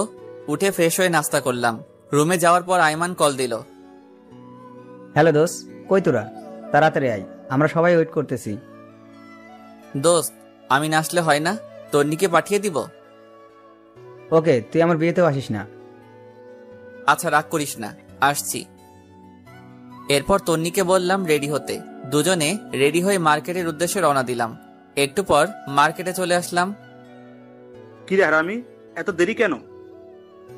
আরে বলিস না, তন্নি আটা ময়দা মাখতে দেরি করে ফেলেছে। তন্নি রেগে লাল হয়ে বলল, কি? আমি আটা ময়দা মাখি? এই হারামি, তুইও তো ঘুম থেকে উঠতে দেরি করিস, এখন আমার দোষ দিতেছিস তাই না? এই তোদের ঝগড়া বন্ধ কর, দেরি হয়ে যাচ্ছে। ওকে চল কেনাকাটা শুরু করি। শুরুতে একটা স্বর্ণের দোকানে গেলাম। তন্নি আর ফারিয়া দুজনে আইমানের বউয়ের জন্য গয়না পছন্দ করতেছে। অনেক ঘাটাঘাটির পর অনেকগুলো স্বর্ণের জিনিস নিল। তন্নি একটা নেকলেস নিয়ে বারবার নিজের গলায় জড়িয়ে দেখতে লাগলো। আমি খেয়াল করে দেখেছি, মনে হয় ওর পছন্দ হয়েছে, কিন্তু কিছু বলছে না, আমার দিকে বারবার তাকাচ্ছে। আমি দেখেও না দেখার ভান করে সানির সাথে কথা বলতেছি। একটু পর শাড়ির দোকানে গেলাম, সবার জন্য শাড়ি কিনলো। আইমানের মা, বোন, খালা আরো অনেকের জন্য কেনা হলো। তন্নি একটা নীল শাড়ি নিজের গায়ে জড়িয়ে আমাকে বলল, এই জুয়েল, বল। শাড়িটা খুব সুন্দর তাই না? আমাকে ভালো মানিয়েছে। তো এখন কি করব? না, এমনি বললাম। বাহ, ফকিনি সবকিছুই ঠিক করে নিয়েছে। দাম দেওয়ার জন্যই আমাকে এই কথাগুলো বলেছে। আর তন্নিকে শাড়িটাই আসলে অনেক সুন্দর মানিয়েছে। আমি দোকানদারকে বললাম শাড়িটা আলাদা একটা প্যাকেট করে দিতে। তন্নির মুখে এক রাজ্যের হাসি দেখলাম। কিছু না বলে তাড়াতাড়ি ব্যাগটা নিয়ে বসে আছে। আরো অনেক কিছু কেনাকাটা করার পর সবাই বাসার উদ্দেশ্যে রওনা দিলাম। আমরা সানি আর আইমানের কাছ থেকে বিদায় নিয়ে একটা রিক্সা নিলাম। একটু পথ যাওয়ার পর রিক্সাওয়ালাকে বললাম, মামা একটু দাঁড়ান। এই তোর আবার কি হলো? তুই বসে থাক, আমি একটু আসছি। এ কথা বলে আমি আবার মার্কেটে গেলাম। গিয়ে তন্নির পছন্দ করা নেকলেসটা কিনে নিলাম। দাম বেশি হওয়ায় ক্যাশ টাকা দিতে পারিনি। ওর বিকাশ নাম্বার নিয়ে একটা কলিগকে বলে টাকা পাঠিয়ে দিলাম। একটু পর রিক্সায় আসলাম। কিরে, কোথায় গিয়েছিলি? সেটা তো না জানলেও চলবে। এই মামা চলেন। বাসার সামনে এসে আমি তন্নিকে উপরে পাঠিয়ে দিলাম। রিক্সা ভাড়া দিয়ে আমি উপরে আসলাম। দেখলাম তন্নি রুমে নেই, মনে হয় ওয়াশরুমে গেছে। আমি নেকলেসটা ওর ড্রয়ারে রেখে দিয়েছি। তন্নি ওয়াশরুম থেকে বের হলো, খুব হাসি খুশি লাগছে। তারপর নিচে গিয়ে খাওয়া দাওয়া করে আগের দিনের মতো সোফায় শুয়ে পড়লাম। তন্নি কিছু বলতে গিয়েও বলেনি। পরের দিন আইমানের বিয়ে, সকাল থেকে শুধু কল দিচ্ছে। আমি ঘুম থেকে উঠে দেখি তন্নি মায়ের সাথে রান্নাঘরে কাজ করছে। কিছু না বলে ফ্রেশ হতে চলে গেলাম। একটু পর নাস্তা করে রেডি হয়ে তন্নিকে বললাম তাড়াতাড়ি রেডি হতে, আমরা বিয়েতে যাব, আর অনেক কাজ আছে। তন্নি হ্যাঁ সূচক ইশারা দিয়ে রেডি হতে চলে গেল। আমি বাইরে গিয়ে দাঁড়িয়ে আছি। একটু পর তন্নি রেডি হয়ে আসলো। আমি তো দেখে আবার ক্রাশ খাইলাম। কালকের সেই শাড়িটা পরেছে, আবার গলায় নেকলেসটাও পরেছে, পায়ে হাই হিল, হালকা লিপস্টিক। উপস, মাথা নষ্ট করে দিচ্ছে। আমি হাঁ করে তাকিয়ে আছি। একটু পর বুঝলাম কেউ একজন আমাকে ধাক্কা দিচ্ছে। কিরে, অমন হা করে কি দেখছিস? মনে হয় আগে কোনোদিন আমাকে দেখিসনি। দেখেছি, তবে আজকে একটু অন্যরকম লাগছে। তন্নি লজ্জায় লাল হয়ে যায়, দেখতে আরো বেশি কিউট লাগছে। তারপর একটা রিক্সা নিয়ে রওনা দিলাম। তন্নি আমার বাম হাতটা চেপে রেখেছে। একটু পর বলল, ধন্যবাদ। হঠাৎ ধন্যবাদ? এই যে আমার পছন্দের নেকলেসটা নিলি তাই। এখানে ধন্যবাদ দেওয়ার কিছু নাই। তুই কি কালকে দোকানে আমাকে খেয়াল করেছিস? একটু একটু। কথা বলতে বলতে আমরা আবার মার্কেটে যাই। বিয়ের জন্য একটা গিফট নিলাম। এরপর আইমানদের বাসায় চলে গেলাম। সারাদিন খাওয়া দাওয়া আর মেহমান নিয়ে বিজি ছিলাম সবাই। সন্ধ্যার পর আইমান এসে আমাকে বলল, দোস্ত, একটা কাজ করতে হবে। কি কাজ? দোস্ত, তুই আর তন্নি আমার বাসার ঘরটা সাজিয়ে দে। কিন্তু? কোনো কিন্তু নয়, প্লিজ দোস্ত, না করিস না। সানিকে বাবার সাথে বাজারে পাঠাইছি, আর ফারিয়া মিলির সাথে আছে। আচ্ছা ঠিক আছে। এখানে ফুল আর সব জিনিস আছে। বাবা থাকলে বাবাই তোকে বলতো, আর আমার তো একটু লজ্জা লাগছে, তাই কাউকে বলতেছি না। হইছে, আর লজ্জা পেতে হবে না, যা আমি দেখতেছি। এরপর তন্নিকে খুঁজতে লাগলাম। দেখলাম নতুন বউয়ের সাথে সেলফি তুলছে। সারাদিনে কয়েক হাজার সেলফি তুলেছে, তাও মন ভরেনি। আমি ইশারা দিয়ে ডেকে নিলাম। তারপর এসে বলে, বল, কেন ডেকেছিস? আরে বাসরঘর সাজাতে হবে, এখানে নাকি কেউ পারে না। আরে কি বলিস, এখনো সাজাইনি। সাজালে কি তোকে ডাকতাম? আচ্ছা ঠিক আছে, চল। এরপর তন্নি আর আমি বাসরঘর সাজাতে লাগলাম। সাজানো প্রায় শেষ। এই সময় তন্নি বলে, জানিস, বাসর ঘর নিয়ে আমার অনেক স্বপ্ন ছিল। তাই নাকি? জানিস আমি কি কি কল্পনা করেছি বাসর ঘর নিয়ে? কি কি?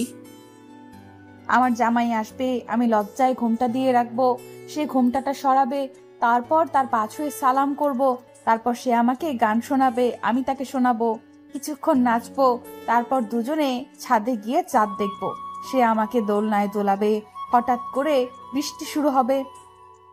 তুই পাগল নাকি? চাঁদ উঠলে আবার বৃষ্টি হয় নাকি? তুই চুপ থাক। তারপর আমরা দুজনে অনেক সময় হাত ধরে ভিজবো, তারপর আবার রুমে চলে আসব, আমি তার বুকে মাথা রেখে ঘুমিয়ে পড়বো। আমি তন্নির কথাগুলো শুনে একটু অভিমানের ভঙ্গিতে দাঁড়িয়ে দাঁড়িয়ে আইমানের বাসর ঘরে গোলাপ ফুল ছিটাচ্ছি। আমার এমন মুখ দেখে তন্নি বলে, কিরে তোর আবার কি হলো? কই কিছু না। মুখটা এমন পেঁচার মতো করে রাখছিস কেন? সবার কপালে কি আর বাসর রাত থাকে? অবাগাতের কপালে তো কিছুই থাকে না। হয়েছে, আর ঢং করতে হবে না। এই নে, এটা ধর। কি এটাতে? শেরওয়ানি। আমরা এখন বাসায় যাব, আমরাও বাসর ঘর করব। কি? আমি একটা লাল বেনারসি পরব, তুই 30 মিনিট পর রুমে যাবি। 30 মিনিট কি করবি? এত কথা তোর জানতে হবে না, যেটা বলেছিস সেটা। আচ্ছা ঠিক আছে, কিন্তু এত কিছু তুই কখন করলি? সারপ্রাইজ কি তুই একাই দিতে পারিস? আমি পারি না? আমি আর ফারিয়া মিলে করে এসেছি। এখন যা, একটা গাড়ি ঠিক কর, বাসায় যাব। ওকে। একটা সিএনজি নিয়ে আমি আর তন্নি তাড়াতাড়ি বাসায় গেলাম। আমি শেরওয়ানি পরে রেডি হয়ে আছি। কখন 30 মিনিট হবে ঘড়ির দিকে তাকিয়ে আছি। অবশেষে 30 মিনিট হলো। আমি বাসর ঘরে যাচ্ছি। কেমন যেন লজ্জা লাগছে। সবসময় থাকি, তবু আজকে কেমন যেন লাগছে। দূর, এত শরম দিয়ে লাভ নেই, আগে ভিতরে যাই। আস্তে করে দরজাটা খুলে ভিতরে গেলাম। তন্নি বড় একটা ঘোমটা দিয়ে বসে আছে। আমি গিয়ে ঘোমটা উঠালাম। তন্নি খাট থেকে নেমে আমার পা ছুঁয়ে সালাম করলো। আমি বললাম, বেঁচে থাকো মা, স্বামী সংসার নিয়ে অনেক সুখী হও মা। হাই হাই, এটা কি বললাম? মা কেন বললাম? তন্নি একটা গুতা দিয়ে বলে, এই কুত্তা, আমি তোর মা? এই না না, ভুল হয়ে গেছে, আর বলবো না। এই নে কান ধরলাম।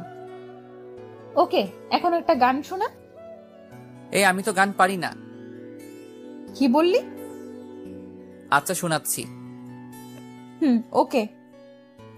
বন্ধু তুই লোকাল বাস রে, বন্ধু তুই লোকাল বাস, আদর করে ঘরে তোলস ঘর দইরা নামাস। এই হারামি, এটা কি গান? আরে মমতাজ খালামনির গান। রাখ তোর মমতাজ খালা, ভালো গান গা, নইলে ধাক্কা দিয়ে বাহির করে দিব। এরপর আমি শীতল বাতাসে দেখেছি তোমায়, এই গানটা শোনালাম। তন্নিও একটা রবীন্দ্রসঙ্গীত শোনালো। মেয়েটার গলা বেশ ভালো। এরপর বলল, আয় একটু নাচি।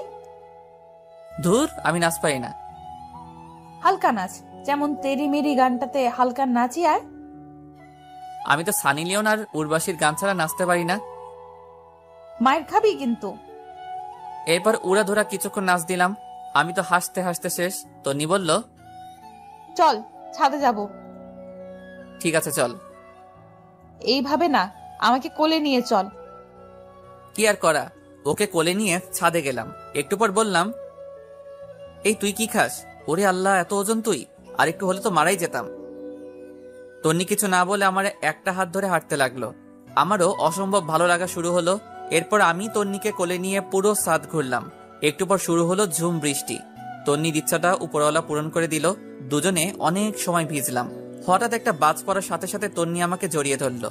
এভাবে কিছুক্ষণ চলার পর দুজনে নিচে চলে আসলাম। তন্নি ভেজা কাপড় চেঞ্জ করে আসলো, আমিও আসলাম। একটু পর বললাম, এই শোন, আমরা ফ্রেন্ড ছিলাম ঠিক আছে, কিন্তু এখন তো স্বামী স্ত্রী হয়ে গেছি। এখন আর তুই করে বলবো না, তুমি করে বলবো। ধুর না, আমি তুই করেই বলবো। কিন্তু কেন? আচ্ছা ঠিক আছে, সবার সামনে তুমি করে বলবো, আর এমনিতে তুই করে বলবো। আচ্ছা ঠিক আছে। আচ্ছা শোন, আমার না অনেক ইচ্ছা আমার টুইন বেবি হবে। তাই নাকি? তাহলে তো আমাকে ডাবল কষ্ট করতে হবে। কেন? একটা ছেলের জন্য যে কষ্ট করতে হবে, দুজনের জন্য তো ডাবল কষ্ট করতে হবে, তাই না? এই, তোর মতলব কিন্তু আমি বুঝে গেছি। তাই নাকি? তাহলে তো ভালো। এই খবরদার কাছে আসবি না। আসলে কি হবে শুনি? আমি আস্তে আস্তে আগাতে লাগলাম আর তন্নি পিছাতে লাগলো। পিছাতে পিছাতে একসময় খাটের উপর গিয়ে পড়ে যায়। তন্নি লজ্জায় লাল হয়ে যায়, একটা কাপড় দিয়ে মুখ ঢেকে ফেলে। আমি কাপড়টা সরিয়ে ওর মিষ্টি মাখা ঠোঁটে আস্তে করে আমার ঠোঁট বসাই দিলাম। তারপর দুজনে হারিয়ে গেলাম অজানা এক রাজ্যে। থামেন, অনেক কিছু দেখে ফেলেছেন, এবার আমাদের একটু একা থাকতে দেন।